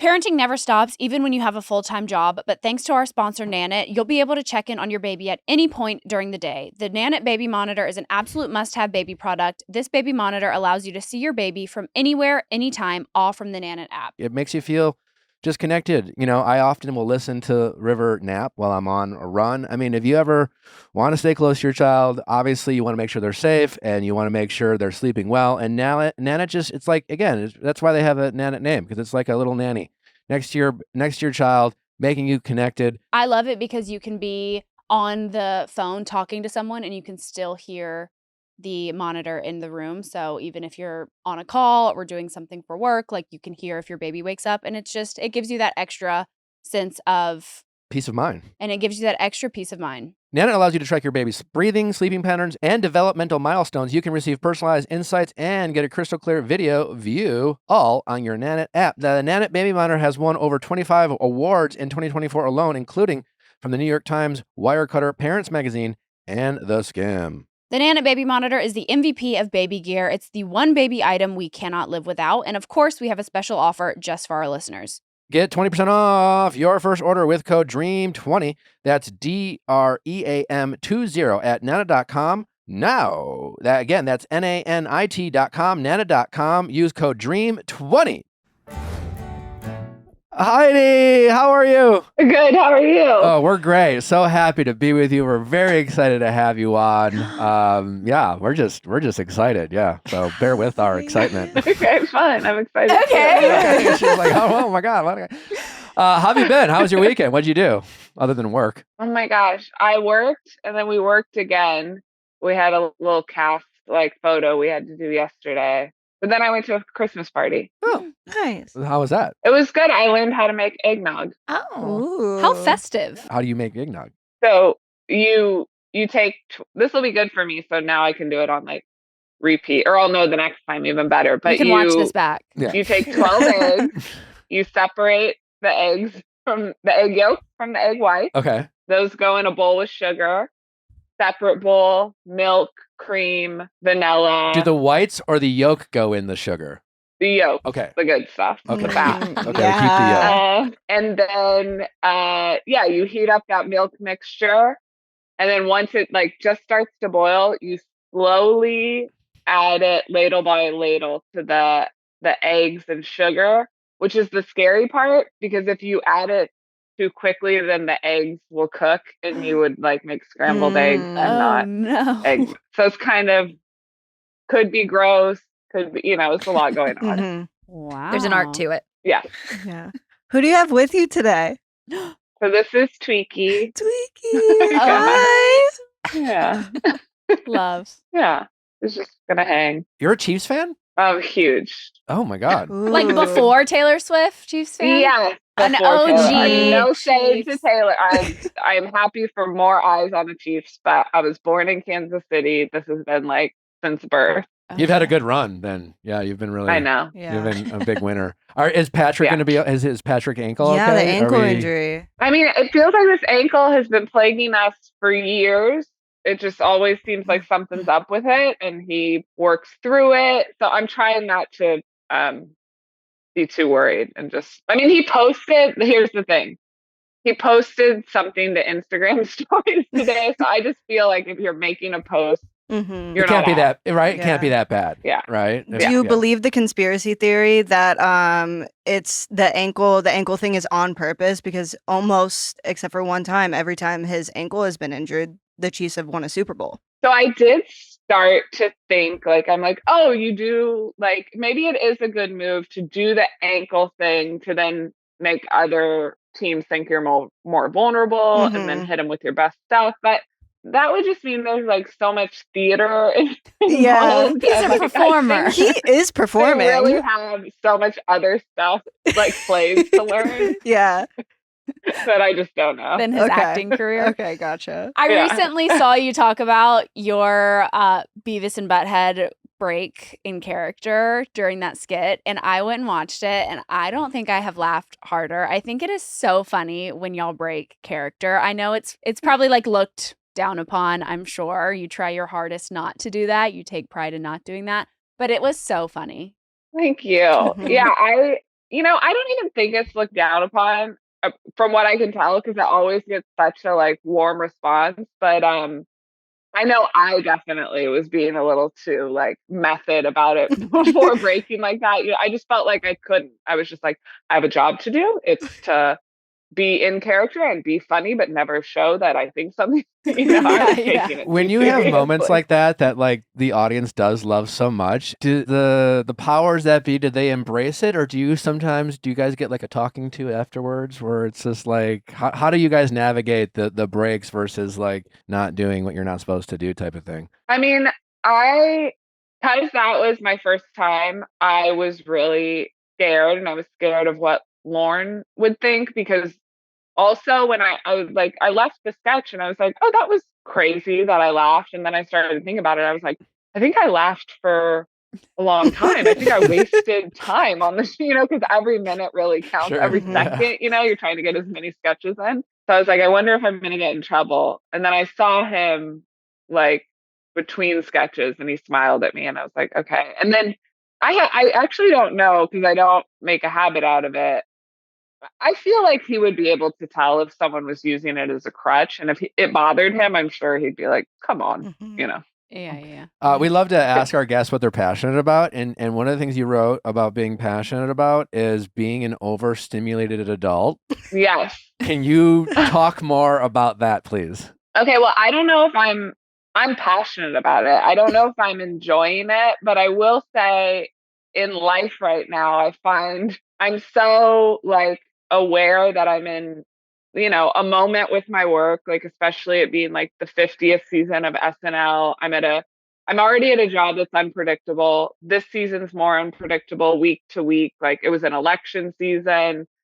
We have, alumni and special guests stopping by every week. It's just like just being on a roller coaster. So that part of it. And then just in life, wanting to live a full and exciting life and like connect with my friends and family. And I just feel like lately I'm very aware that like everything I'm doing is like nonstop. There's people around me all the time, like Yeah.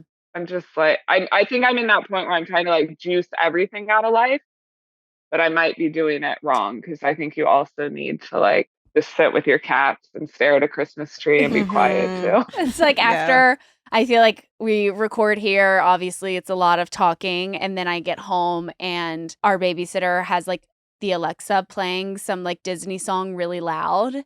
And I'm like, Alexa, off, please. Like, turn it off. I need silence. So it's weird. It's like one of those things that like, yeah, I just know exactly what you mean. Because whether it's like a friend, a partner, anything, when I come home and someone says anything to me, I'm like, I don't want to be looked at or talked to or engaged with or even complimented in any way for at least 25 minutes. And that's not even me. Like, I'm a sensitive person who likes connection and love and effusiveness. And the fact that something's happened in my life where now I have to like have that boundary, it's crazy. Yeah. When you are trying to unwind, are you watching a lot of Bravo and a lot of Housewives? Yeah, and guys, I don't even know if that's the right thing to do anymore either, because it's not calming. Yeah, it's not calming at this point. It's overstimulating. It's my only frame of reference in the zeitgeist now. I'm like, there's a lot of good movies out, and I'm in entertainment, and would possibly want to be in these types of things, and I'm not watching them. I'm just watching Housewives. Is it Salt Lake? Are you fully Are you caught up with Salt Lake? Yeah. Okay. Fully immersed. Yeah, it's the best Housewives on television. The best show on television. I know. I had a friend who posted about it recently. Her name's Carolina, and she was like, "It's so good. I'm taking notes." And like, she doesn't forget things. Like, where do you land on Bronwyn and Brittany in terms of new cast, and how do you feel about their kind of involvement in the new season? I was really feeling Bronwyn because I was like, whoa, she's doing like a masterful job at like talking about people, but in admitting when she does. And then also when someone, like when they roll the tape, I'm like, I agree with this. Like someone brought up something about Lisa and she was like, hey, that would suck if that happened, but I've never had that experience. Yeah. And so I was like, I'm on board with this. And I was finding it also really impressive how much screen time she was getting. And like, I'm like, she's doing a good job being a housewife. Lately, I'm a bit exhausted. Like, I don't know how close you were to Lisa before, so maybe I'm not seeing it, but I'm just like, I would be exhausted if I were Lisa after that trip. It's like, yeah, the whole rooms situation. Yeah. Yeah. I'm like, Lisa had I'm learning. I find entertaining and hosting like to be a passion of mine as well. And I learned stuff from Lisa. I'm like, if I ever take friends on a trip, like the fact that every bar they rolled up to, the drink was already ready, no one was waiting. Like, she had a PowerPoint. Let's let the trip play out, Bronwyn, before you start complaining. Well, even then, I agreed with her room assignments. I thought it made the most sense as how Lisa did everything. So it was like to do a whole 20-minute breakdown of like how you're upset when you got a suite in a beautiful villa right next door. What are we upset about? 100%. And she would have been upset in the other one too. She would have found a way.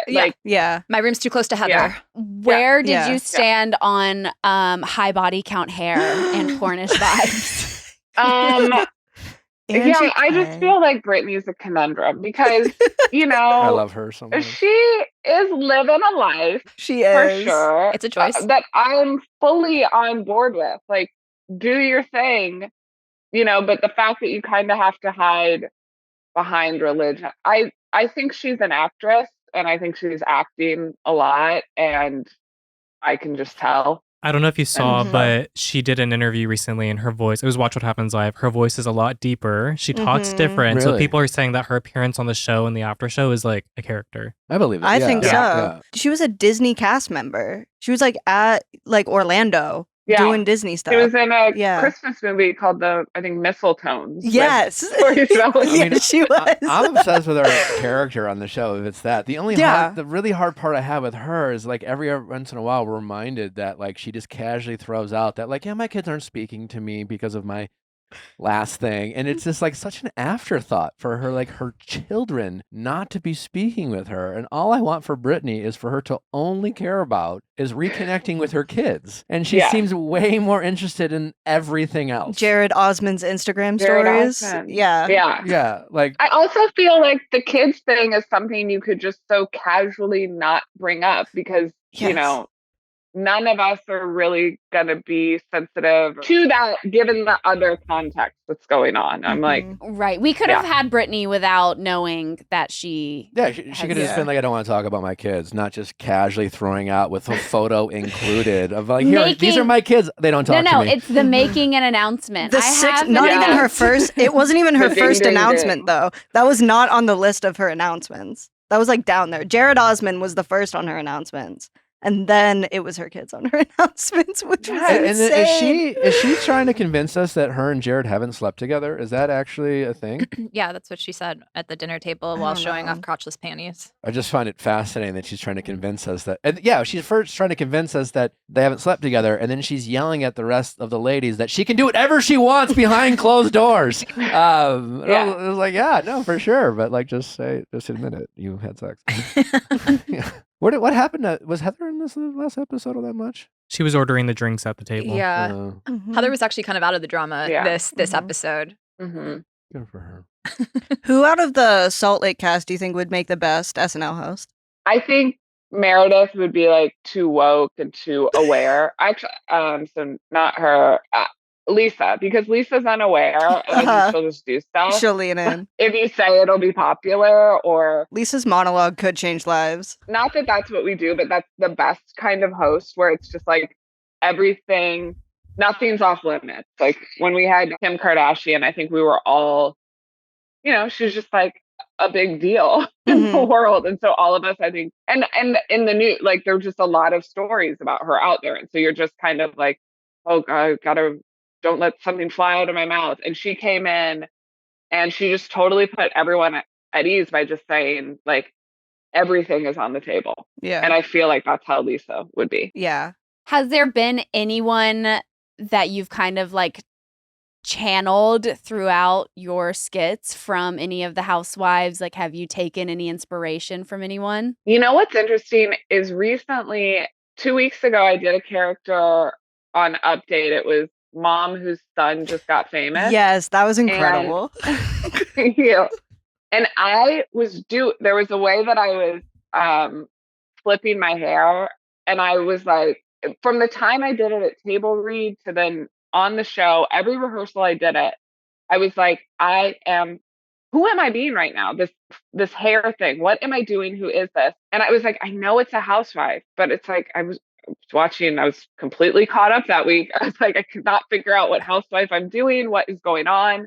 And then my friend texted me like a day later and she was like, oh, like I was watching Mama Dookie and the way you're flipping your hair is Mia from Potomac. And I was like, yes. Yeah.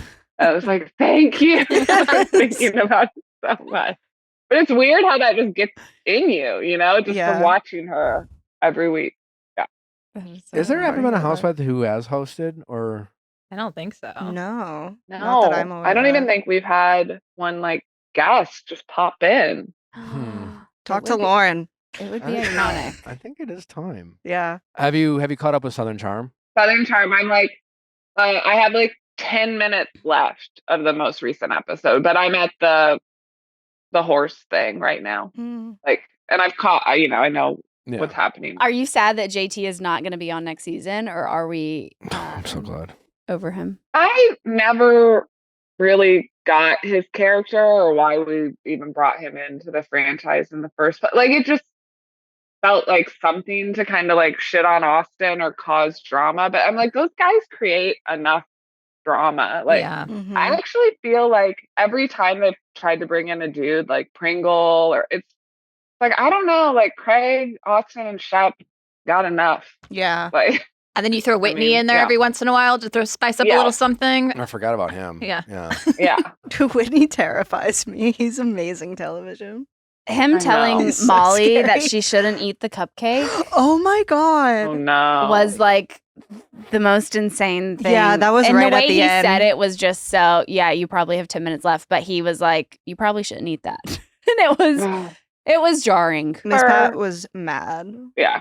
Nick and I don't really understand the Miss Pat of it all. It's kind of giving the Lisa Vanderpump of Vanderpump, you know, just kind of someone who pops in and out and you don't really understand their Is it character. just because She's isn't Whitney like a producer on Whitney's the show? an executive producer and I think creator of the show, and then Miss Pat is his mom. So she's just I love having her there. She's wonderful. It's like Southern royalty. Yeah.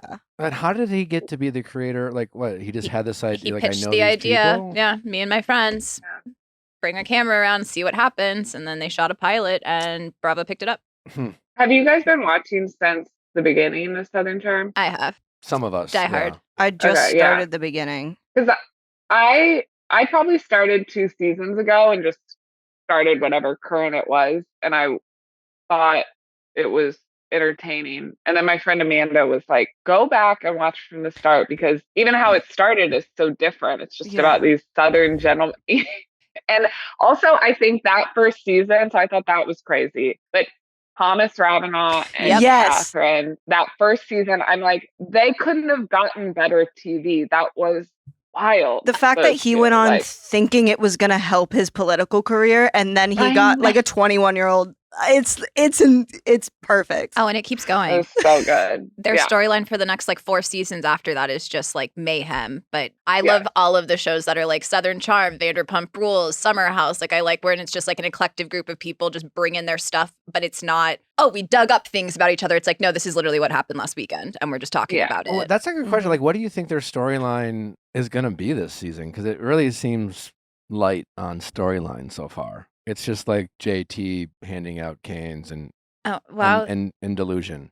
Yeah, I'm like, well, Madison is just a great TV maker in general, but I'm like, we've got JT and his conspiracy theories. We've got, but that's what I'm saying. We got a bunch of little nothing burgers, little appetizers, a little bit of this, a little bit of that, but there's no like main, like, you know, we really counted on Taylor and Olivia last season, you know, to kind of the big drama. You know, it's like I feel like there's always some kind of big thing that's weighing on the group. That someone has multiple girlfriends. Who was it? Was it they were talking about it in the bus? Austin? Oh, they're saying that Austin shits on his girlfriend. But I think we're gonna have a lot of stuff coming up with Taylor, Gaston, and Shep, and his new love interest that does not seem interested. Yeah, is a fan of the show. Heidi, did you follow Vanderpump Rules at all? Yeah. Have you kept up with the latest news on some of its cast members that happened over the past week? Any thoughts, feelings? A lot has happened, right? Well, well, we have James. Turns out, total piece of shit. Yeah, we ran into him that night. Yeah. Whoa.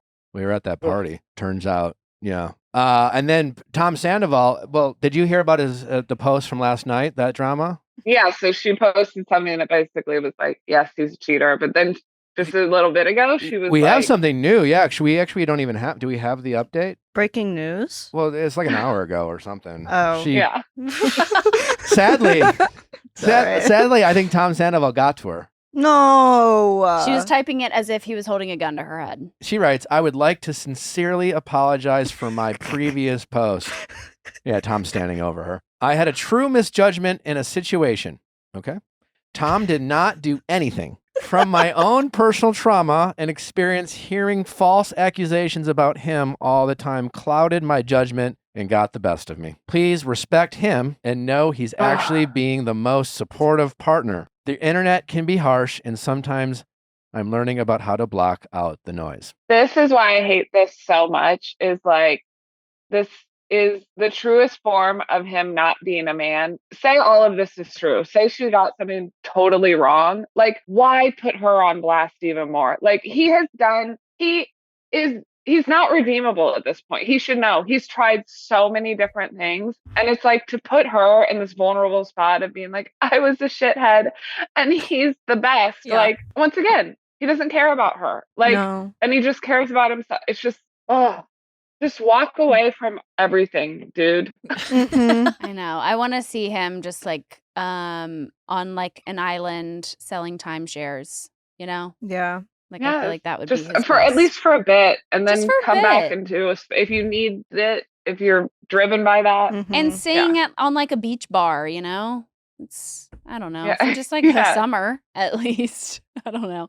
We had Ego on a while back, and we very much picked her brain on all things SNL. I do want to know if there's a favorite sketch of yours that did not make it into final cuts. I did one last season, or we did it a couple times and kept trying to get it on, me and a couple of the writers, Jimmy and Kira, where it was just like, it's like a Miami Dolphins cheerleader calendar shoot or something, very contrived.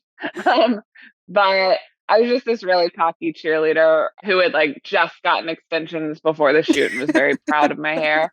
And then once they turned on the fans, like they all started flying out. Very obvious, but the hair was like hitting the other cheerleaders in the face. Like just the image of like just people getting snapped with hair was very fun. But all that technical stuff and the effects and the fans and the different angles, like it never quite made sense. And like where my mark was and where the hair was actually blowing in. If you rewatch the sketch, it's like, thank God the sketch didn't make sense. But we tried really hard. It was very fun. You worked in a salon for 9 years? I did, yeah. Were you doing hair or were you like... Yeah. You were? Wow. I was doing hair. I was doing extensions. It was like early to mid 2000s where I was like, when like the LA extensions were real big. So have any of your old clients been like, hey girl, remember you used to do hair? I'll have them. I mean, it's funny, when I first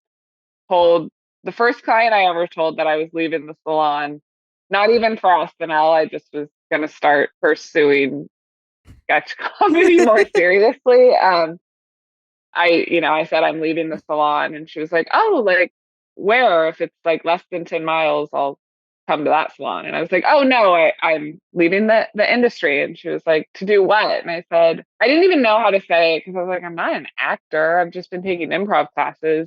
Or I didn't know how to say it. That is an actor. But I was like, oh, to pursue comedy. And she was like, are you funny? Perfect. And actually I haven't heard from her, but I've heard from a lot of other ones that are just like, it is. And actually, one of what's so weird is when I was auditioning for SNL, a young woman whose hair I had done in LA, like who was in college at the time, and she would come see me on her breaks. She ended up being one of the people in the talent department at SNL. So she texted me when I was about to fly to New York for my SNL audition. And I saw her name pop up, Rebecca. And I was like, oh my gosh, I never told Rebecca that I had left the salon. She's probably asking for her color this weekend. And I opened the text and she was like, hey, I work at SNL now. I saw your showcase. I'm going to be at your audition. What is going on? And I was like, well, what's going on with you? Like you work at SNL now? And so we're both there now, and we're just like, oh my God. Like I cut her parents' hair. Like it's just a very, her parents. Yeah. That's a great story, awesome. and like what a cool moment to like reflect back and think about. Because like you said, it's just like when you told that whoever that customer was, like what you were doing, there's probably a level of like, am I really doing this? When you say it out loud, it's like it's crazier. When you sit in your head, you're like, I'm going to take a shot on myself. I'm going to bet on me. But you did it. Like you did it, and now you're where you're at, and it's such a cool story for all the people out there who have like a dream or want to better themselves, and like everyone tells them, right? Because you tell your friends, and everyone's like, yeah, sure, great. Like it's so scary to follow your dreams, and it's so scary to like take a risk. And I think a lot of people, tell you it's to not try because they don't have the guts to try themselves. So for you to be able to do that and look back is a really cool.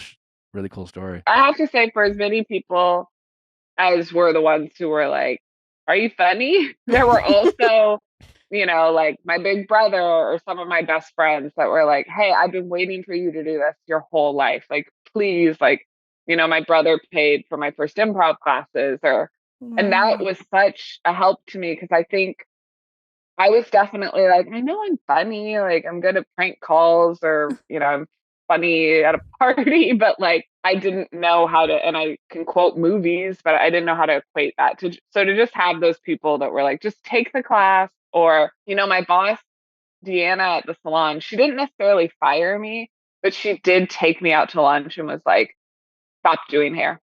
And I was like, but I rent the space, and like, I know that, you and the owner of the salon, like, you depend on that rent. She was like, we'll be fine. You do not belong here anymore. Like, I needed that to. That's awesome.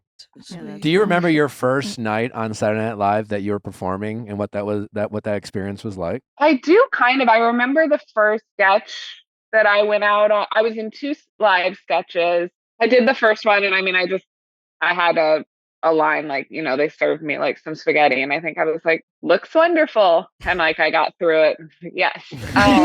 And then the second one seemed a little more challenging, and I think I was like watching, like, it was me and my husband out at like some sort of performance or like a cabaret or something, and whatever was happening on the stage, I think I was supposed to be like, what are they doing? And just a very simple line. And the thing at SNL is we have cue cards, and that's awesome. And all you have to do is look at the cue cards. But I came from performing at the Groundlings where we memorized everything. And it was just like, it's not that hard to memorize what are you doing, or what are they doing? But I had probably said it 2,000 times that day. Just what are they doing? In so many different ways. And then I did kind of flub that line, and so that's what because I tried too hard. Yeah. I just could have looked at the cards. Yeah. Any big plans for the holidays? What does Heidi do during the holiday season? I am going to go back to Kansas City. I'll do family stuff, and then I'm going to throw a holiday party / white elephant with my friends.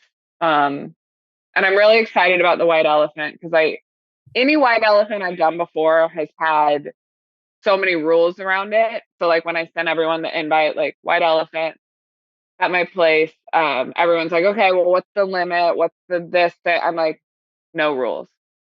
Like my dream would be that there's like cool stuff that there's $1 that's like worth $1, and then that also someone like throws in like a $20,000 gift, and I get to watch people go like betray each other. But like the that's tension what is what makes to. White Elephant the best, I think. Yeah, it's like no I one's want to see what gets people. Yeah, no one's stealing the phone case from the like clip-on selfie light ring, Like, Yeah. Unless it's some random nostalgic case that has a quote on it that 2 people are gonna fight. Like I want people to bring it. What are you gonna bring? Like my friend last night, Michelle, who's gonna be there, she's my friend since 2nd grade. She was showing me some. First of all, she was like, let me show you what I'm getting for the white elephant. And I was like, well, I'm playing too. I don't want to see it, And she was like, oh, well, it's a candle. And I was like, all right, fine, let me see the candle. And she was like, so I was thinking about doing this candle. And then she was like, I was going to throw in like, toilet paper and toothpaste. And I was like, no. And she was like, why not? And I was like, toilet paper and toothpaste, but no one's going to fight over it. She was like, that could be something at home that someone doesn't have right now, that then they don't have to go out to the store and get. And like, we finally came to a compromise. So I was like, it can't just be toilet paper and if it's an accompanying something else. There's got to be a diptyque candle involved. Yeah. I mean, at least make it flushable wipes, if you're going to. So right? Like, something. I feel like the rule with the gag gift is like you get like one nice thing and then the dumbest thing you can possibly think of and pair it with each other.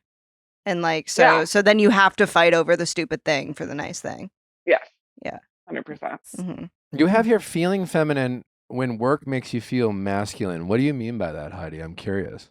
Well, I just feel like, I don't know, at this point in my life, actually all I want in life, I think I have this decision fatigue in general. Whether it be like getting food at the end of the day, there's too many options, or I just want to be told what to do because I work in a place where oftentimes like me and other people are like generating our own content, thinking of ideas every single week, thinking of what's funny, what character, how to fix it, how to produce it, what wig I'm going to wear, what wardrobe, making decisions.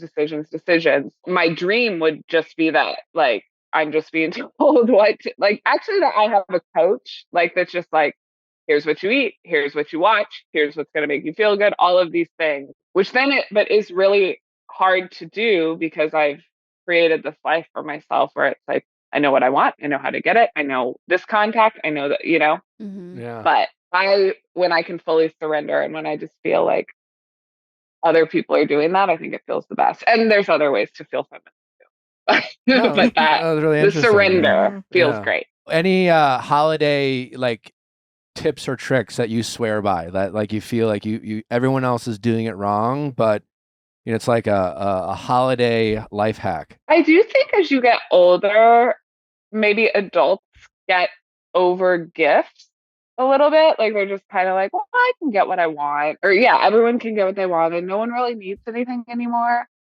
But I do think there's still something special about Christmas. I think a good gift is really special. Like I think if you're like forcing it and trying to get something for everyone, but like this is all to say gifts I think are still important and special. Other like little things though and like things I'm going to do. I just recently, I had this when I was out and then I did it at a party.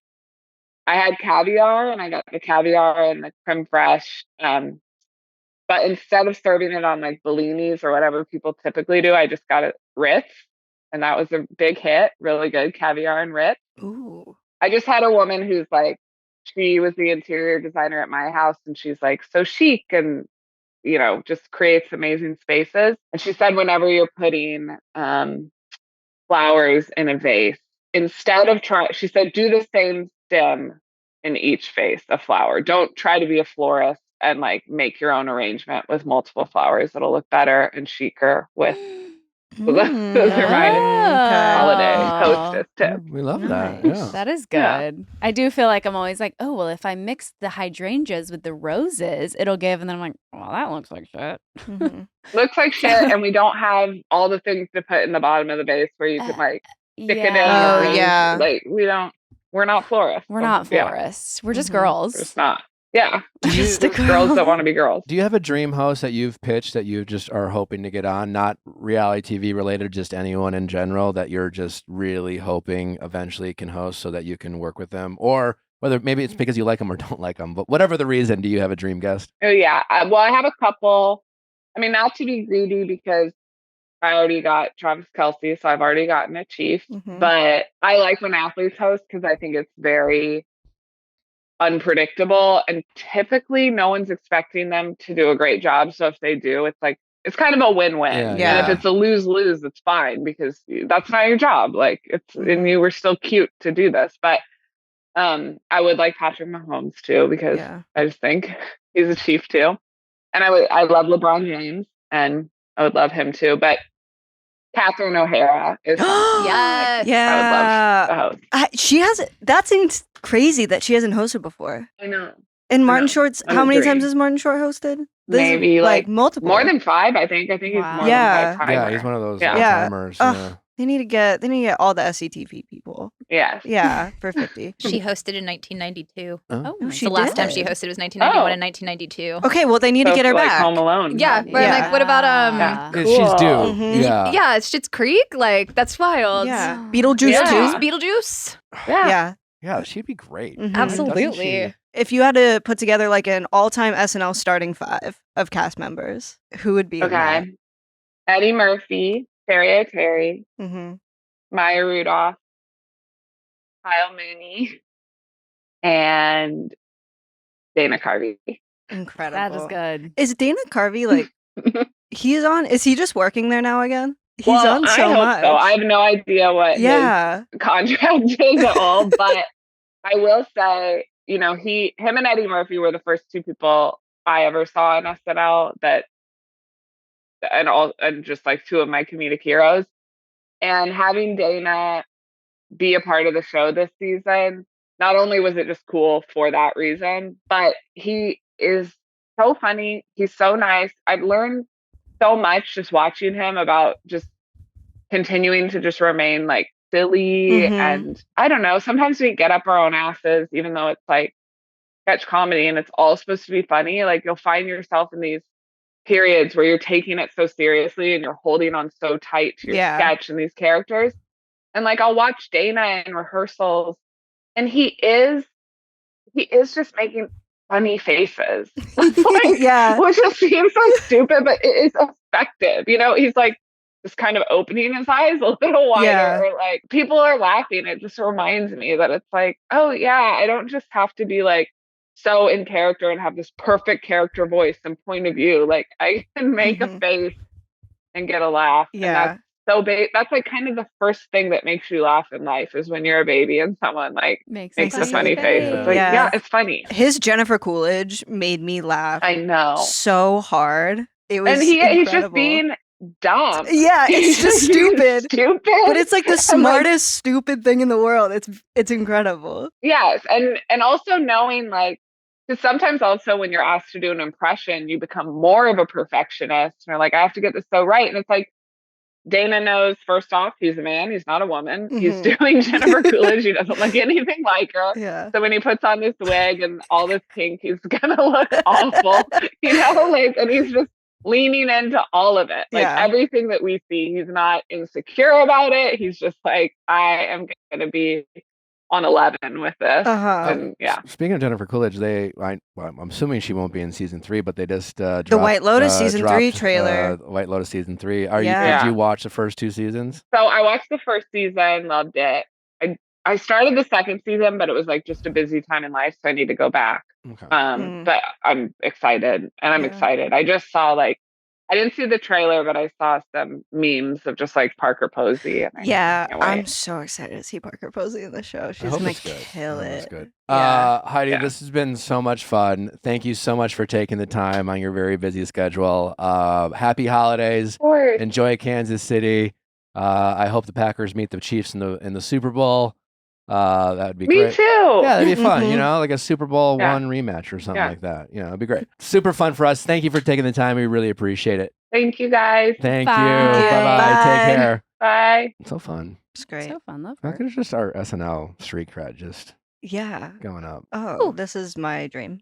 Yeah. This is incredible. To geek out with Heidi Gardner about Dana Carvey. Also, just found out a little fact that Catherine O'Hara was casted in season 6 of Saturday Night Live, but never filmed an episode because she left to be on a Canadian sketch show. SCTV. Mm-hmm. Second City Television with Catherine O'Hara, Eugene Levy, Martin Short was on it, Rick Moranis. Incredible Wow. TV show. That's a star-studded cast. It I is. know. If you're ever like feeling down, just pull up some YouTube I'm gonna, as soon as SCTV we get videos. done, watch that Dana Carvey, It's Jennifer Coolidge impression. it's Ariana Grande, Chloe Feynman, and Dana Carvey all are doing Jennifer Coolidge impressions. It's the dumbest thing in the world. It's Wow. So incredible.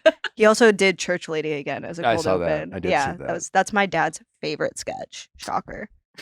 Yeah. Sketch. It's iconic. All right, well, that'll do it for us today. Meredith Marks is with us tomorrow for Going Deeper. Hold on to your butts. See you tomorrow. Bye.